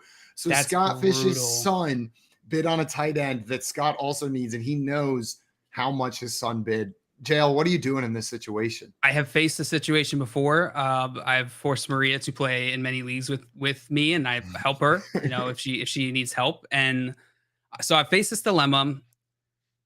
The right answer, Scott, is don't put him in it. No, because you have privileged information here. Let me ask you a question, Scott. Let me ask you a question, Scott. Whose birthday is it? Whose birthday is it, my dude? Waivers run today. I take back everything I said. Don't listen to any of it. Yeah, give yourself a special treat, man. It's your day. It's your day. Yes, absolutely. Do go $1 over his bid. I bid the same amount and let the do you know the tiebreakers? I maybe bid the same amount and let the Lord sort it out. Let the tiebreakers that you could figure out. Bid the same sort it out. Bid the same amount and let the powers that be, the football gods, figure it out. If you go first, of course. I didn't hear what you guys said. I cut out for a second there. So I don't know what you said, but I'm on the. I said it's time for a lesson. It's time for a lesson. It's time for a lesson. I asked Scott. I said, "Whose birthday is it?" That was mine. I know it's going to be a rough one. It's going to hurt, but I think you gotta it's time for that lesson. You're competing against each other. Like, he is your competitor now. You want to support him, but he also is playing against you. And that's part of the game. If I told JL how much I was bidding on some of these players in our leagues together, I know for sure you would have like absolute joy in just going $1 over what I told you. Like you would for sure, because you don't have and take it from yeah. It's definitely a little different too. Just I would do because that you're not my daddy. do that. Yeah, that's what we do. That's how we show love. Yeah, I think it's time to show some love that way. That's my answer, Scott. Take Dulcich and then proudly march him out there. Dustin said if Ian told you his bid, it's fair game to outbid him. If you know, because if commission powers, then you can't outbid him. I think he came in and asked about it. So that is a good point. That could be a good learning point for Ian, that, you know, he should have recognized that you were there. Keep your friends close and keep your dad closer. Yeah. If you don't wreck him, at least point it out to him for next time. Here's where you know, this time, you know, go for the next time. But does Scott really make his team worse in order to like just teach it? Yeah. You know what? Yeah, maybe that's the move. Maybe that's the move. I don't have children, Anyway, so I don't know. My answer is, but I don't have kids, so that's not a real thing. Ian, can you get new ones? Ian also had a rough weekend with the Melvin Gordon getting benched and all. He lost because Melvin Gordon got benched. It's maybe one lesson at a time. Maybe we let him off. I love watching Ian's love for this game bloom. It's like truly the best part of the season so far. But there's got to be the pain too. Otherwise, you don't really get into fantasy football. Know what I mean? Like you need those experiences as well. You need the highs and the lows. You need your dad to outbid you by $1 for the tight end that you needed on your team. Like you got to have that experience where you're just like, no! He'll never forget if you do that. He'll never forget it. He'll bring it up the rest of your life. The rest of your life, he's going to be bringing that one up. Guys, I wanted to talk some trade values right now. I don't know if Alex is going to be able to join us today, but on Wednesdays, we're always pulling up the trade value charts from our friend Peaked in High School. So I'm going to go ahead and get those pulled up. For those of you that have never used these trade value charts before, one, make sure you go to Alex on Twitter. He's at Peaked in High School FF or Peaked in HS_FF on Twitter. He puts out trade value charts every week, which aggregate a bunch of different rankings from different sources, trades going down, and puts out what the public's perception is on the value of these players. If you're trying to put a trade together, it's the best place to start. It is a beautiful place to start and start enjoying the trades that you're going to get done after this. It makes it a lot easier. Yeah, you can think of these as like market values, right? Not necessarily. There's nuance here. There's a lot of people use trade calculators thinking like this is rankings, right? This is the players. This is what we can expect the player is going to return over time. And that's not what Alex is doing here. He's trying to capture or measure what the market feels. So use them in that way. Absolutely. I'm going to pull up a link to these that we can throw in the YouTube chat. Yeah, and we'll get a link over there in the BSN chat as well. It's in YouTube now. If you go there, this is to his Twitter account. You can just click on that link. It'll take you to his Twitter. Hit that follow button while you're there, and then check out these charts as well. Once we get in there, pulling these up, is there anything that immediately jumps out of you as giant risers in this chart? Because there's one player that's just screaming at me. He went up 12.5 points last week, another 17 points in the chart this week. And that's Kenneth Walker jumping up into tier 4 ahead of guys like Damian Pierce, Najee Harris, Miles Sanders, and right below Josh Jacobs, Aaron Jones, Breece Hall in value. Did we not say it? I mean, I guess it's not like a hot take, but you know, that was what we were talking about with Kenneth Walker going to take over for Rashad Penny. We were like, this doesn't happen. You don't have guys like this who can ascend to this value throughout the season. It's rare. So Kenneth Walker this year, especially if you're in a new league, he creates a great test, great litmus test. And it's something I used to refer to it as the Alexander Madison test, which is if you look at your league and if Alexander Madison is rostered in that league from year to year, so like every year he gets drafted, then in that league, I'm willing to use my waiver claims and my fab on lesser players early on. I'm willing to go out there and be like, okay, I'm going to go out and get this guy because there's not really the big one coming. Like if Kenneth Walker was rostered this entire time in your league, at what point is there going to be a guy that's worth 100 fab in your format, right? On the flip side, if guys like Kenneth Walker or Alexander Madison are sitting on the wire, and if the starting running back gets hurt, those are the leagues where I do hold on to the top claim, where I do hold on to $100 because the big one could come along. So it's good to have these guys so that you can look at your format and be like, okay, what am I waiting for? Right. So Alexander Madison's always been the baseline, but this year, go look at your leagues. Because in mine, a couple, Kenneth Walker was available in a couple. He wasn't available in some other ones. So it's a good test for you for next year to know whether you need to use your fab early on in the season or whether you should save it for like the big guy, you know? you guys get what I'm saying with that? You keep saying big one, and then You just got stuck on big one. I like that. But it's, you know, it helps you figure That's out. all I could you know, yeah, because You it's wait like, for the big one. in too many leagues I'm in, I sit there with 100 fab, and I'm not adding guys like Romeo Dubs and Taekwon Thornton, but there's never going to be a guy that just changes the entire landscape. I'm just holding out to $100 for no reason. Yeah. You know? No, you're like the way you're thinking about that strategy. I feel like most fantasy managers don't, right? They don't even consider that. It's very myopic. So the way you're thinking about it, where it's like, look at your league mates, see what their patterns are, what their behaviors are, and then use that to adjust your own strategy is truly what separates the good or, you know, great from just the average player, in my opinion. Not every league's the same. In some leagues, there are league winners out there on waivers that are one injury away. And in other leagues, people are holding those guys. Kenneth Walker was drafted. Alexander Madison was drafted. You know, Tony Pollard, Melvin Gordon, like all the injuries that could have changed things for people, those guys are all rostered. So, you know, check your league, see if your league's that kind of league or not. And if all those guys are rostered, just throw that fab around like crazy early in the season, trying to hit on, you know, whatever the hot commodity is. Absolutely. Sorry, I missed what you guys were talking about right there. But Coop, I imagine still the Alexander Madison effect you were saying. Yeah, that's what we were just delving a little more into that. You know, just, you know, see it, because I mean, in some leagues there aren't even any good handcuffs out there, so who cares? Just spend the fab, get the guys while you can. If you've got Kenneth Walker on your team now, are you like, with his value this high, do you think this is an appropriate response? Like, this is where he should be valued, or are you trying to trade him while his value's maybe sky high? Because he's near the guys like Josh Jacobs, Aaron Jones, Breece Hall in value. Like, so like, is there going to be correction essentially? Exactly. Will we see a market correction on Kenneth Walker? It's possible. I mean, anytime you see a shift this big or this significant in this short amount of time, you got to look at it. Now, Kenneth Walker, we can kind of reason this out, right? Rashad Penny got injured.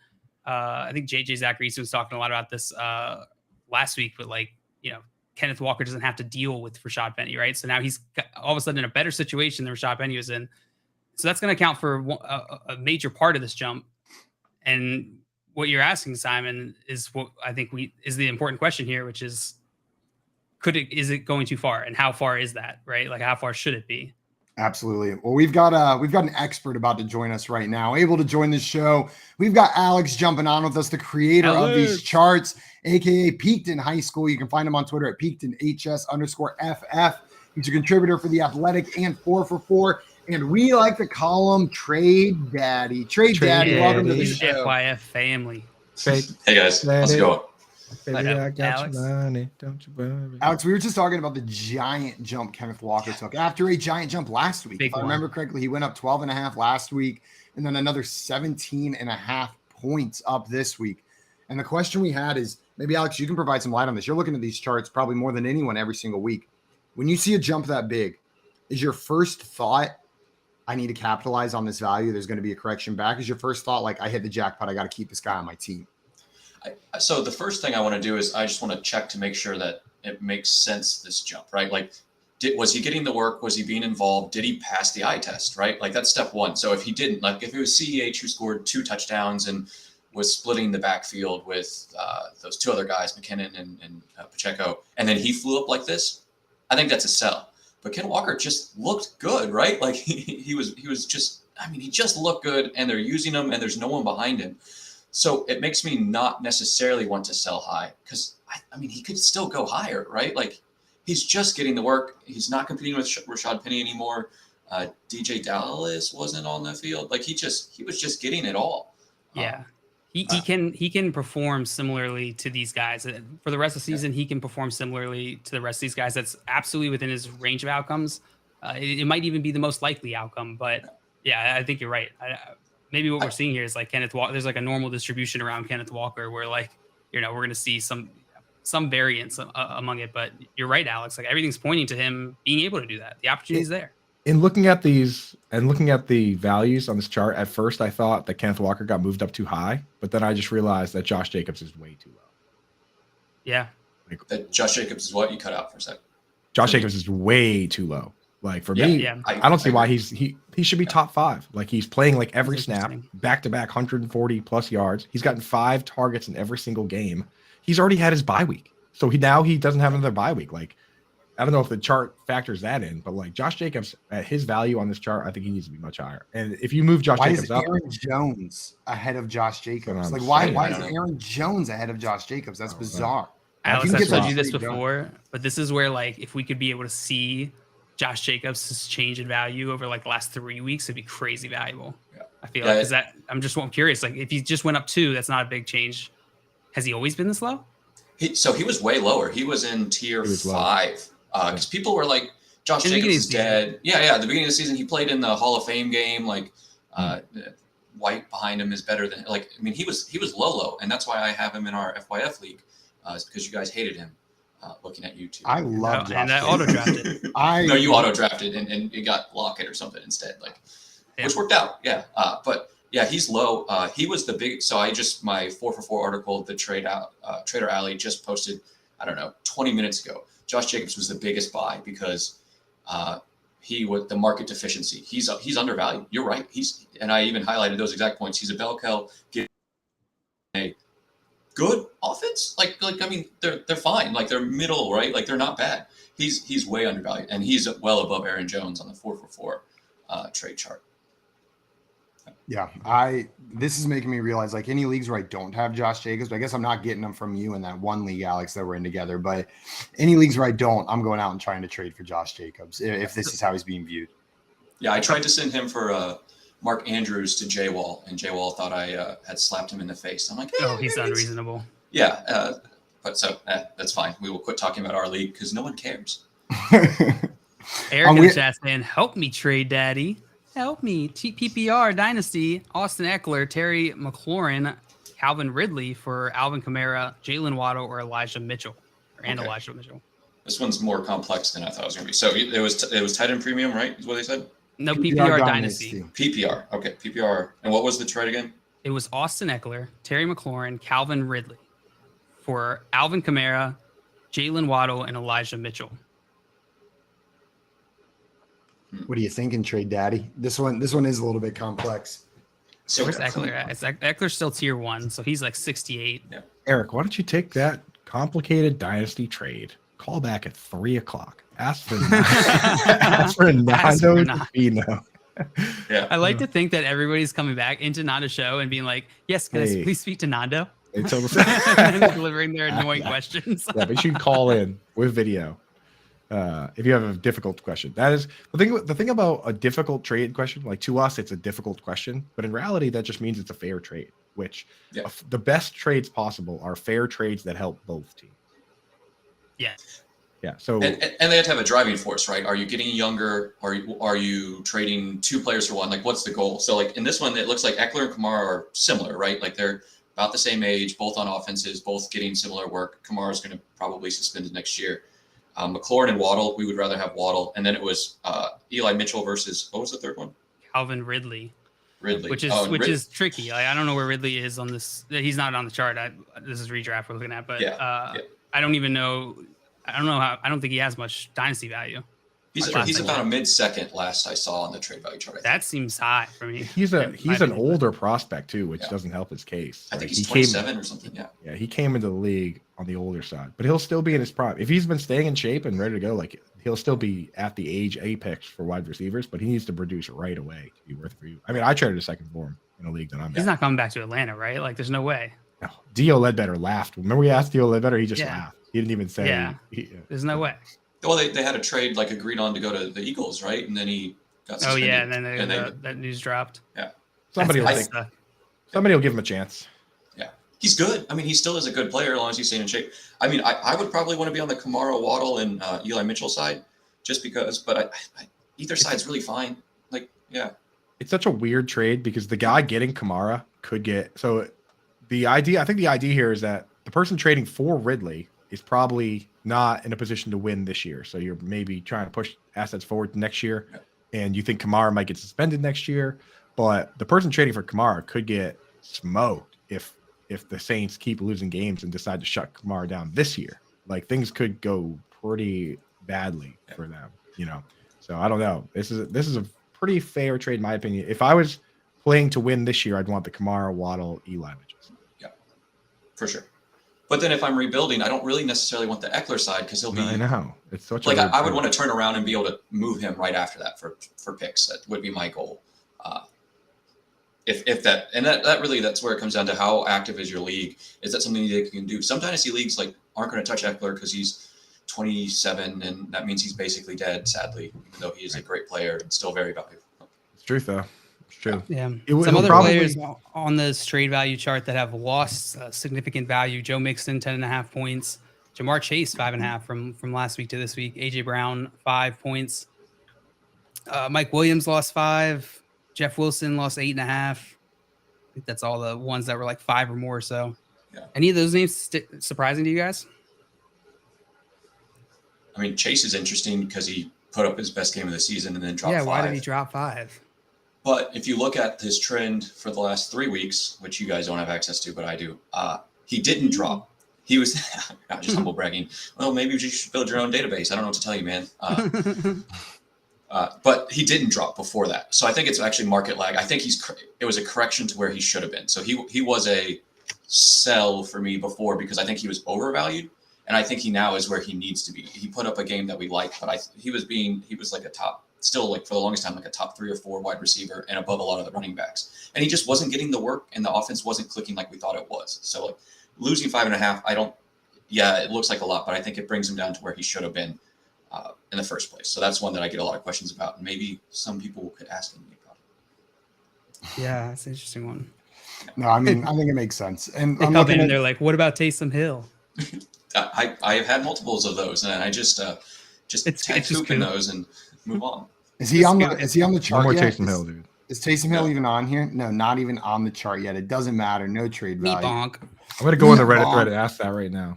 What about Taysom? You will not be the first one. Where in the world does Taysom Hill? There is. This guy. I just upvoted the guy that did ask that. Yeah. How do you value Taysom Hill? Yeah. You said right where he is on the chart, not on it. Yeah, I was feeling sassy this morning. I'm always feeling sassy. That's just who I am. Every day. The Joe Mixon one makes sense to me. The minus 10.5 for Joe. For Joe Mixon, that makes a ton of sense for me. And the names he's around, Alvin Kamara, Breece Hall, like I think that makes sense. This seems like a fair spot for Joe Mixon. I'm not making any crazy moves because of this, but you guys think he's a trade for candidate right now with where he's going around those other names below Alvin Kamara, ahead of Breece Hall, Aaron Jones, in that tier 3 range? Breece Hall's looking awesome, dude. I would trade. Would you be looking to move like Joe Mixon for CeeDee Lamb? Ooh, Joe Mixon for CeeDee Lamb. I think I'd rather have CeeDee Lamb. That would just, I guess, come down to my team. Do I need running back or wide receiver depth? Yeah, they feel fairly even. I like Mixon, but I'm a known Mixon guy. So running back, really. Yeah. Dustin asking, what should we do with Dobbins and Drake? Cry. Big cry. Yeah. How did you get yourself into such a? I bet you're wondering how I got here. How did I get here? Frankie Muniz, worth wall break there for you, Simon. Mm-hmm. I love me some Malcolm in the Middle. That's my childhood right there. Yeah, what does the chart have to say about these two guys? Are they dropping? So Dobbins went down a bunch, and there's definitely a lot of concern about him. Drake, I don't even think Drake cracked the chart, or if he did, he's very low. Let me see. So I mean, him on here. Yeah, we have Gus Bus coming back potentially this week. We don't know. Justice Hill coming back again, and he was running ahead of Drake before he hurt his hamstring, and he might be back this week as well. And then all of a sudden, it's going to be like 4 people, and Mike Davis is still alive, and maybe Dobbins is fine. I'm not really interested in Drake, but I'm pretty concerned about Dobbins. Maybe he won't be right this year, or maybe it'll be several weeks. I mean, you can't start him, right? I think you can. I mean, he was fine before this past week where he had, where he took himself out of this game or limited himself, which I think is expected. Like where I see him here, which is down in tier 6, 20 points around AJ Dillon, James Robinson, James Conner, Zeke, J.K. Dobbins just has upside on those guys. I do expect him still to be the main guy there when he's healthy. And, I think I said this in the beginning of the season as Dobbins is coming back, is that most likely he's going to continue to deal with this injury in some degree.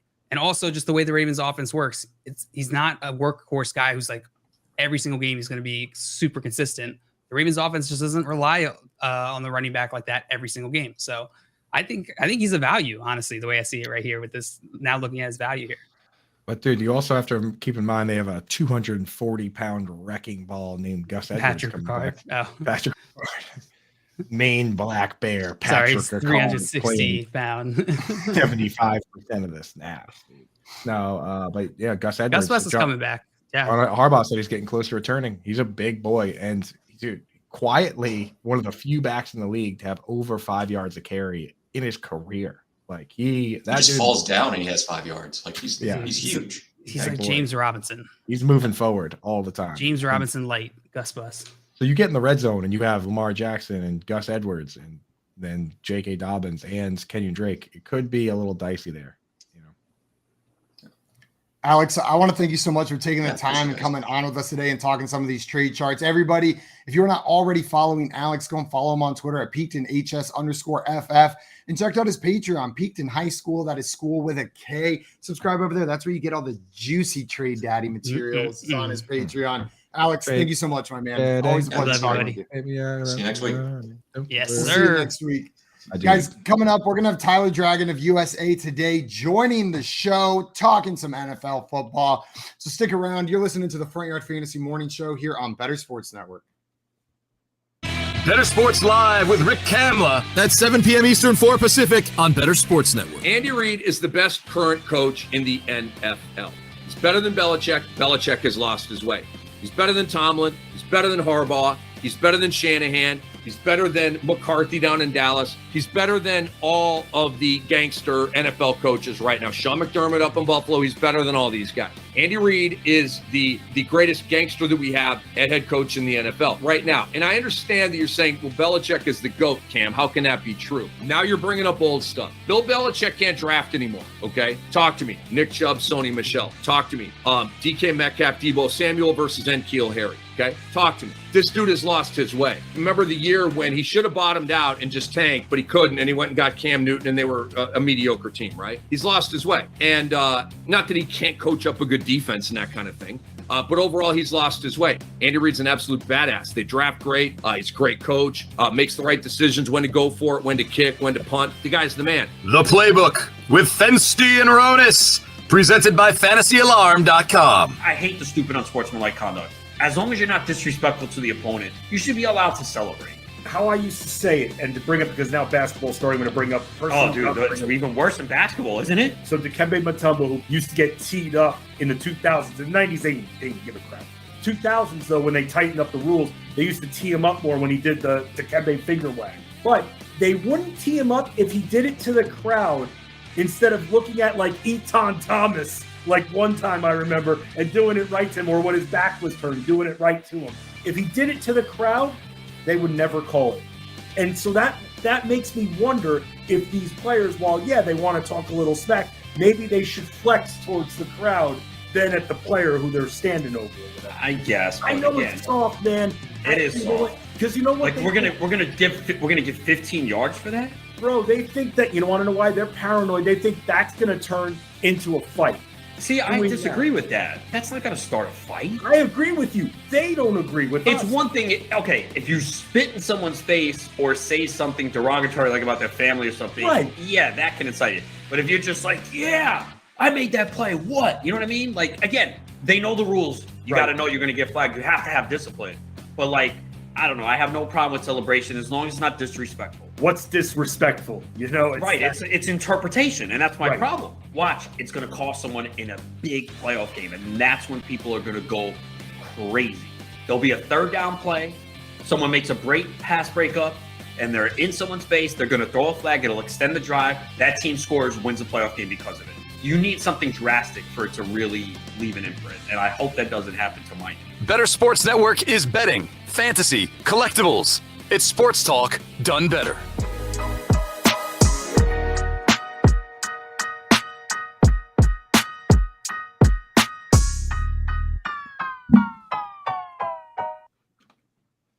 What's up, everyone? Welcome back to the Front Yard Fantasy Morning Show here on Better Sports Network. We just had Alex Korf, a.k.a. Trade Daddy, a.k.a. Peakton High School, on with us this week to talk some trade value charts. And he's on with us every Wednesday. So make sure on Wednesdays you're popping in here to get your trade questions answered from the Trade Daddy himself. And follow him on Twitter, PeaktonHS_FF. Good guy. Great guy. I like him. Great guy. Just what a good guy over there. Jails Ma in the chat saying, as always, late to the game. Happy birthday, Scott Fish. Happy Good birthday, morning, Scott Ma. Fish. Also on Fantasy Nav in the chat saying, I just imagine Ridley crushing parlays on his burner during the suspension. If he's suspended, is he now allowed to gamble on the game since he can't play in any of them? I guess it'd Nope. be now. But the thing is, No. dude, I also doubt he's crushing parlays because there's been some pretty wacky results in these games. Pretty difficult to predict. If he's crushing parlays, he's probably been putting some weird parlays in. Yeah. He Calvin might, really like, super sharp. the Jets and Giants, awesome, just as everyone predicted, right? Like all the Falcons AFC, over the 49ers. He had that one. all the AFC West teams, bad, right? After all the hyping we did. So yeah, I doubt he's even if he's betting, I doubt he's crushing parlays. As soon as you asked about Calvin Ridley being able to bet, I was in my head as I was answering. I was like, I hope Scott Fish comes in and clarifies because he knows a lot of legal stuff. And he says, nope, still an NFL employee. There you go. Yep. That makes sense. No parlays. That makes a ton of sense. And that's why it's on his burner during the suspension, not on his main account. Wasn't his main account just set up under his name too? Wasn't it just Calvin Ridley 9? What's his number in the NFL? Was it just his number? Not Calvin Ridley. I remember one time in middle school, I went over to my friend's house and we logged on to Xbox Live, right? We were playing some Xbox and I look at his username and I was like, dude, is that your address? And in his username, he had his home address as part of his username on Xbox Live. And I was like, you can not put your home, not zip, but it was dumbest thing. It was 3901, and the street name in there as well, right? There's only so many. I used John at 17 Periwinkle Road. That's his username. And I've brought it up before, Social but my security favorite number. Jail and I put out a survey a long time ago when we started Front Yard Fantasy for people that were interested in the tools that we were building, right? And we had a spot we would ask first name, last name, email address in the thing. And some people would come in and be like, first name, nice try. Last name, never going to give it to you, loser. And then email, Jackson Robertson, 1997 at gmail.com. It would give us. And we got hundreds of people doing this. Gotcha. Reddit, it was I think it was a Reddit hive mind. They all have that same mentality. So they're just nope, not trusting you, Jackson Robertson, 34, AOL.com. Graduating class of 2017 at gmail.com. At pennstate.edu. And they would just give us all their personal information and their email address. The opposite of that, I used to do back when I would do mortgages, we would buy leads from Lending Tree and people would put in fake names all the time, but we'd still have to call just to see. And so one time I get this lead that's Harry Beach and I called the dude and just waiting for nothing. And the guy picks up and I'm like, hello, Harry? And he's like, yep, this is Harry. What's going on? And I'm like, were you looking for a mortgage? What's your last name, Harry? He's like, yep. And I ended up doing a loan for that. I ended up doing a loan for Harry Beach because I bet all the other places that got the lead didn't even call. They were just this poor guy. Nice try. That poor guy. He calls to make a reservation and Real they're good dude. oh, what can I put that under? He's like, Harry Beach. And oh, this again. Hang up. You can Can never. you imagine a Harry Beach? Great dude. Great guy. Harry Beach. Fantastic. Man, is that tall grass, but it's all hair, or I'm trying to imagine what part of his hair is. Oh, I was just imagining in the mixed sand. in with the sand is hair clippings from a haircut place. Similar food. It's it's actually the name of a nude beach. Harry Beach. How about that? Ironically, you have to be shaved. On the last family vacation I was on, we went to a beach without knowing that it was a clothing optional beach. We're enjoying our brunch overlooking this beach. Then we get down there and looking around some people don't have their clothes on down here. Some people, immediately me and my dad just dropped our drawers on the beach, ready to go. Let's do it. Ready? Let's go. I just picture Simon sitting at brunch and he's just about to take a bite out of a breakfast sausage and he looks down at the beach and he's just he sees a breakfast sausage. And then I ate the whole breakfast sausage in one bite. And then he said, as you meet eyes with the man on the beach. Yeah. I called the waiter over. Could you send me another one of those breakfast sausages? You know what? I'll take that to go. Simon goes, yum, yum, yum. Yum, yum, yum. Yum, yum, yum. Oh, excuse me. Right there. Scott Fishner with some more info on that said, interestingly, not on this nude beaches, on the Calvin Ridley stuff. Said, interesting, legal contest operators have to track it too. I had an issue with a former player in safe leagues once because it was hitting the list, but he had just retired. And when you bet and play fantasy and legal contests, you have to ID verify. So we know, they're tracking all of it. It's hard to pull one over on them for too long. You might get away with it for a little bit, but especially if your username's Calvin Ridley 9, they're going to catch you at some point. My username is you got to get verified. Pete Rose 3000. Like, gotcha. Got him. You get that fake ID just to lose all your money online. That'd be the worst use of a fake ID ever, is to just lose all your money. Like, you go out there and do it. Not that I would ever use a fake ID, but if I had, the best thing I ever did use it for was adopting a dog for my friend. You had to be 21 years old. Neither one of us was. She wanted a dog, like fell in love with this dog at the shelter. And so I know which friend you're talking about. I used my fake ID to adopt this dog for her. It was said I was 29 years old and lived in North Carolina. And now she has that dog. Has that dog. Now she has that dog. You don't need a fake ID in Providence. So we never really had that problem. You can just grab a dog. You hand them a library card. They just let like, you. here's a dog. They give you a beer and a dog. But in Providence, when I was younger in Providence, the bars would be 18 up, and they would just give you a wristband if you were 21. And let me tell you how many times somebody checked my wristbands. Almost once. Zero times. Almost. I remember one time I was so mad in Athens, Georgia, because I kept getting turned down at the bar. Like, they kept turning me away, and I was livid. They had every right to turn me away. I was not 21. But I step away, my friends walk up. How dare they? I look down at my hand, and I was holding my debit card. I had been handing them my debit card, not my ID, over and over and over again. Just says adamant right there that I was 21 years old. Yeah, like, I'm 21 years old, and I step TD away. Bank says right there. Yeah, they were right. I was wrong on that one. Guys, coming up today on the Better Sports Network, we're giving away 2 cool prizes. Today on Moose and Keith at 11 Eastern time. Listen for your chance to win a Walt Clyde Frazier signed New York Knicks white basketball jersey. And don't miss your chance to win a Dennis Rodman signed Chicago Bulls jersey. Let's see, what do we got? The red basketball jersey tonight at 8 Eastern on Better Sports Live with Lisa Ann and Rick Kamla. To be eligible, all you need to do is download the free Better Sports Network app, register for free, and be listening today at 11 a.m. Eastern and 8 p.m. Eastern. This is courtesy of gettingthegame.com and Better Sports Network. You must be 18 or over, and winners within the last 90 days are not eligible. Some sick prizes. A Dennis Rodman signed Bulls jersey. That would be sick to add to the collection right there. Absolutely sick.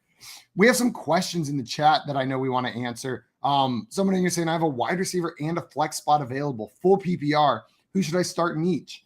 So ETN, Cooks. So Brandon Cooks, Travis Etienne, Romeo Dobbs, or Wan'Dale Robinson, a wide receiver and a flex. So at least one of these needs to be a wide receiver. It's going to have to be because you gave us 3 wide receivers. So really just pick 2 of these. There's no math you can do to create a bad lineup. ETN, Cooks, Dobbs, Wan'Dale. Where are you going, Coop? We're picking 3 of these players? 2. Okay. So I am starting.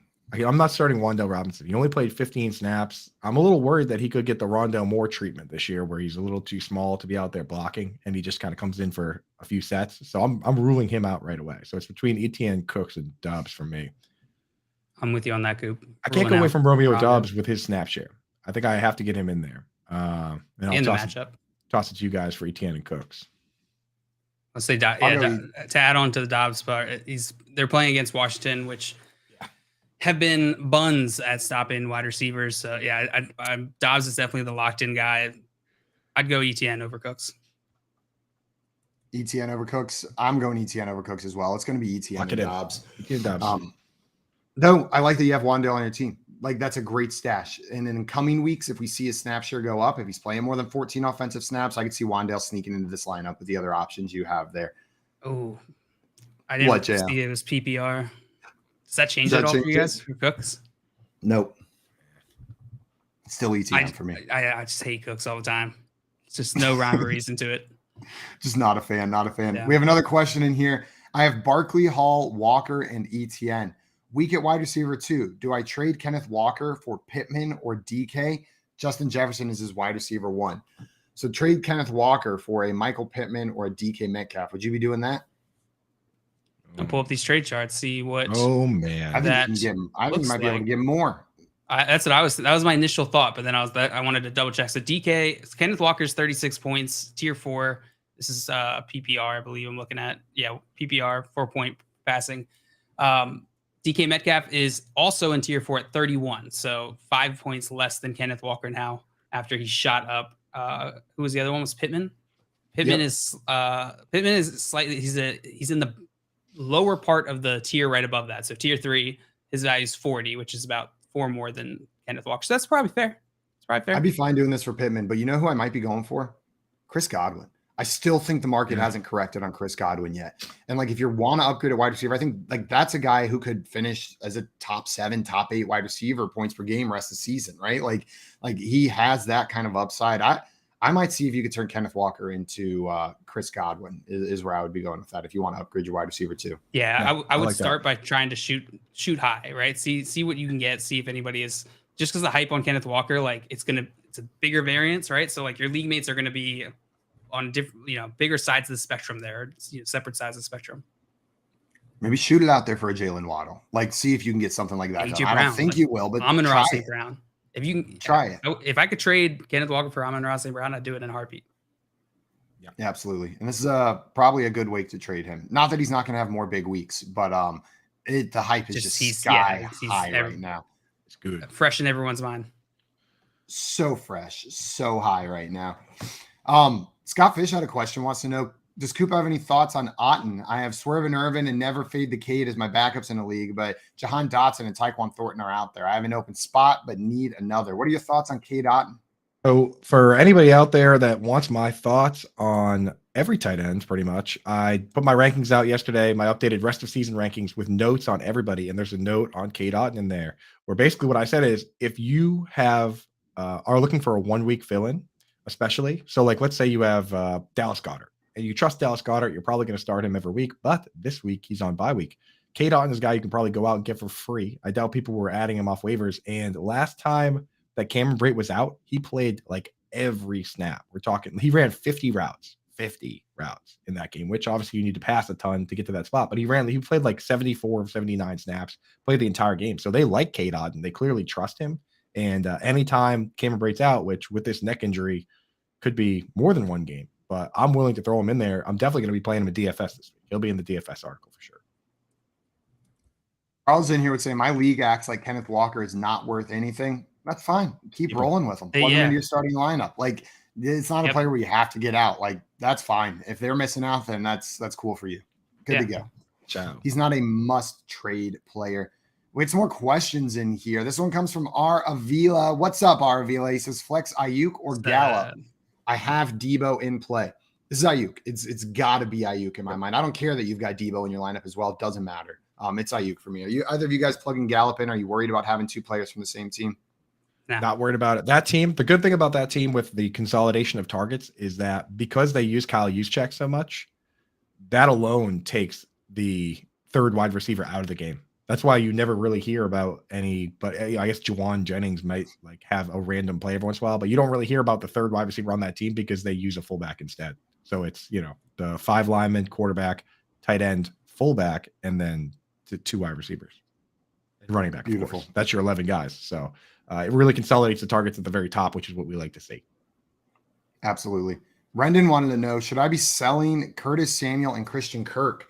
I have great wide receivers now, and they are both a waste. If I were to trade both of them together, what wide receiver should I target in a trade to upgrade? So first, Curtis Samuel and Christian Kirk, are you trying to trade these guys? And if so, what would you be trying to get in return for both of them? If you could trade both of them to somebody for, obviously the issue you're having with these players is they're inconsistent. Or, Curtis Samuel, he's just like very low ceiling because he's such a low A-dot guy, and the Christian Kirk's been inconsistent. So if you're going to take 2 of those guys and trade them for 1, go for somebody that you can trust every week in your lineup, like a CeeDee Lamb, or honestly, DK. DK, like anybody that you can put in that you're going to start every single week. Because right now the headache you're probably having is picking between those 2 guys, right? So if that's your goal, then just make sure whoever you get back is somebody that you say to yourself, I'm going to start this guy every single time. Keenan Allen when he's healthy. That's what I was going to ask. Is Keenan Allen a player coming back from injury you would be willing to trade these two guys for? Yeah, he's the exact kind of guy that I feel good about. I feel like whenever he's healthy, I'm going to put him in and play him. Every single week now, I've put him in my lineup and then taken him out. Like I plan to play him every week. Like he's in there and then I have to take him out of there. But so right now he's in there. Let's see what happens. And the trade value charts say that's just about fair. These two guys in a PPR league add up to about 31 value, Kirk and Samuel. And then Keenan Allen is at 28, which generally when you're the one getting the best player in the trade, you do have to take a slight discount on value to get the best player, right? Because depth isn't worth as much as starters. So Keenan Allen was a name that jumped out to me. Maybe you can shoot a little higher, but that's what I'm cool with. I think that's a great move. Yeah. I also think these guys will most likely bounce back from where they are from this week, just because they both are coming off of like a string of a couple bad games. But their target shares are still high. Both have on plus side of 20% target share on their offense. Their offenses just aren't great. We had another question in here. This one from Renton. What's up, Renton? We had one from Rendon. Now this one's from Renton. He says non-PPR, 1 point for first downs. So this is a point for first downs, non-PPR league. So real football. Herbert, Mike Williams, Dobbins for Brady, Zeke, and Higgins. So I'm guessing this is Justin Herbert because there's quarterbacks involved on the other side. Yep. So Justin Herbert, Mike Williams, and J.K. Dobbins for Tom Brady, Ezekiel Elliott, and T. Higgins. Which side of this trade do you like? The first side. I like the Brady side. The first side is you like the Brady side? Disagreement. Oh, wow.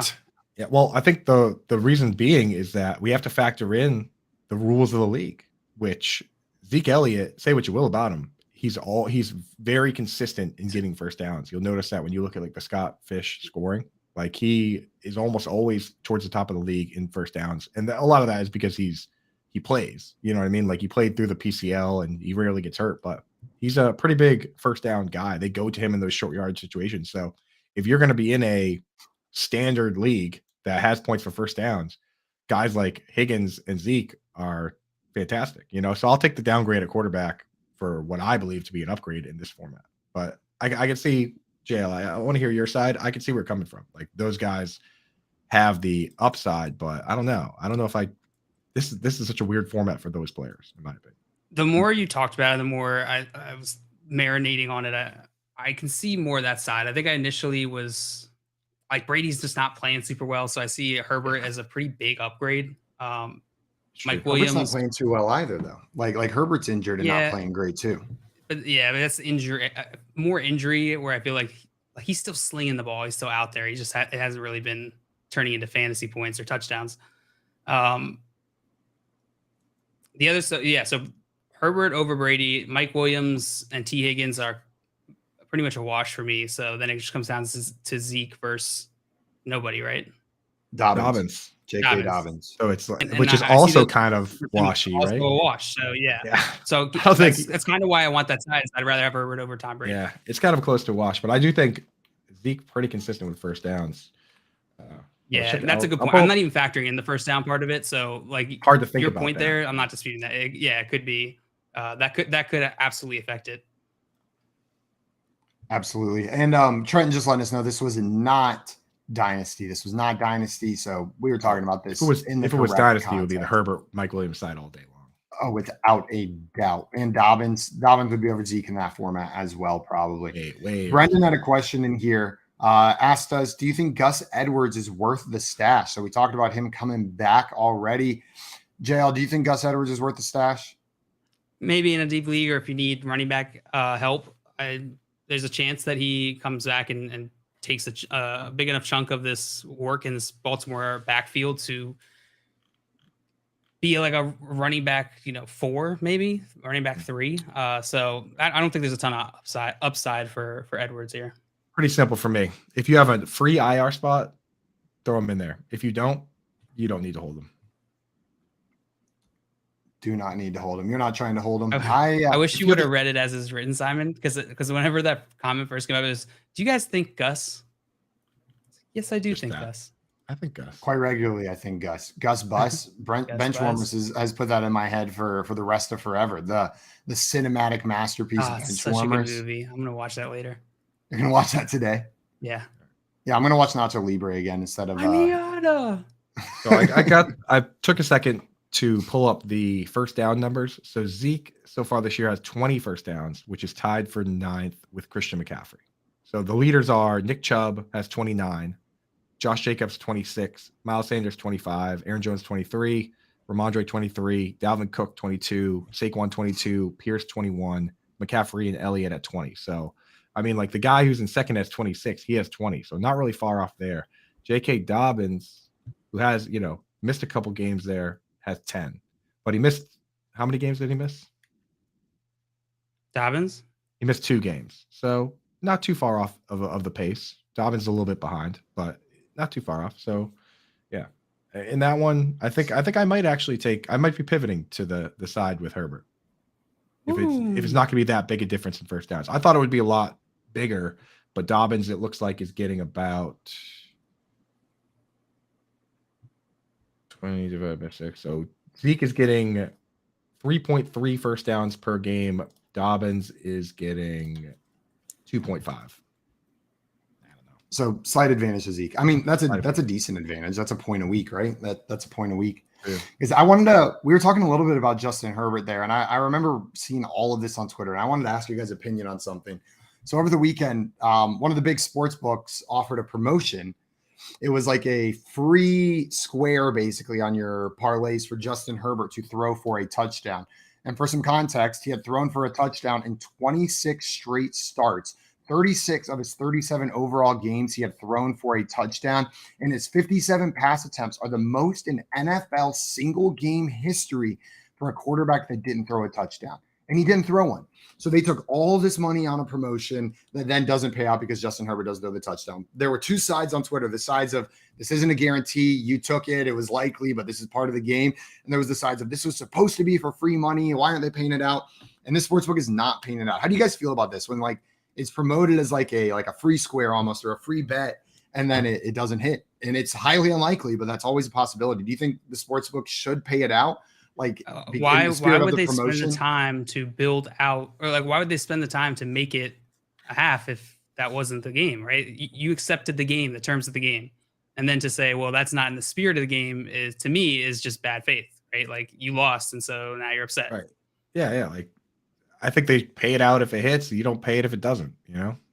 That's stupid. Otherwise, why wouldn't they just make it 0? The thing is, the thing that does scare me is how lenient these sports books are and how friendly they are at times. It really shows you how scary gambling is at times. Is that when they'll come out and be like, "Oh, Naheem Hines got a concussion in the beginning of the game, so we're just going to honor all the bets." It's like they just want to make sure that you keep bad beat policies. So, I don't know, the bad beat policies. They keep you playing, but just be careful with the gambling, right? Yeah, no, I'm with you, JL. Though I fully agree on that take. You went in there knowing it was a possibility that he didn't throw for a touchdown. Yeah. It wasn't said it just mark this box. It's always possible, even if the guy does it every single week. You can't guarantee that it's going to happen this week. It is kind of funny though when you look at it though. I feel like that is of course that happened. I had that thought. The record, the most passes in a game without a touchdown. Not only did he not throw a touchdown, he threw the ball 57 times and didn't get into the end zone. That's Joe Flacco territory. That's Joe. Yeah, except Joe Flacco found the end zone at least 3 or 4 times with those numbers. He's like, yeah, there it is. Over there, guys. And that's me just seeing Joe Flacco hit the end zone with the ball just over and over again. Just that's the game, right? We just have to hit it. If the game was throw it out the back of the end zone and hit nothing, then Justin Herbert had a hell of a week Russell Wilson too. Yeah, the 2 of them where it's just there were a couple plays where one when Eckler was open and Herbert just threw it away. Those guys were not interested in hanging onto the ball. But I guess when your ribs are keeping you awake at night because they're all sliding off the bone. Yeah, then I would be throwing it away immediately. So I can't really blame. Everybody, thank you so much for hanging out with us this morning on the Front Yard Fantasy Morning Show here on Better Sports Network. If you want more of us buffoons, check out our YouTube channel, Front Yard Fantasy. Hit that subscribe button. And a reminder today, 2 sick prizes given away on the Better Sports Network. You've got your Walt Clyde Frazier signed New York Knicks white basketball jersey going on at 11. And then your Dennis Rodman jersey being given away at 8 p.m. Eastern time.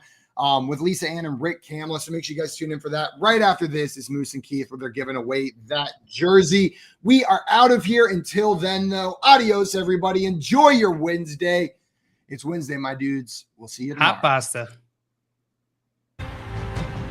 AutoZone.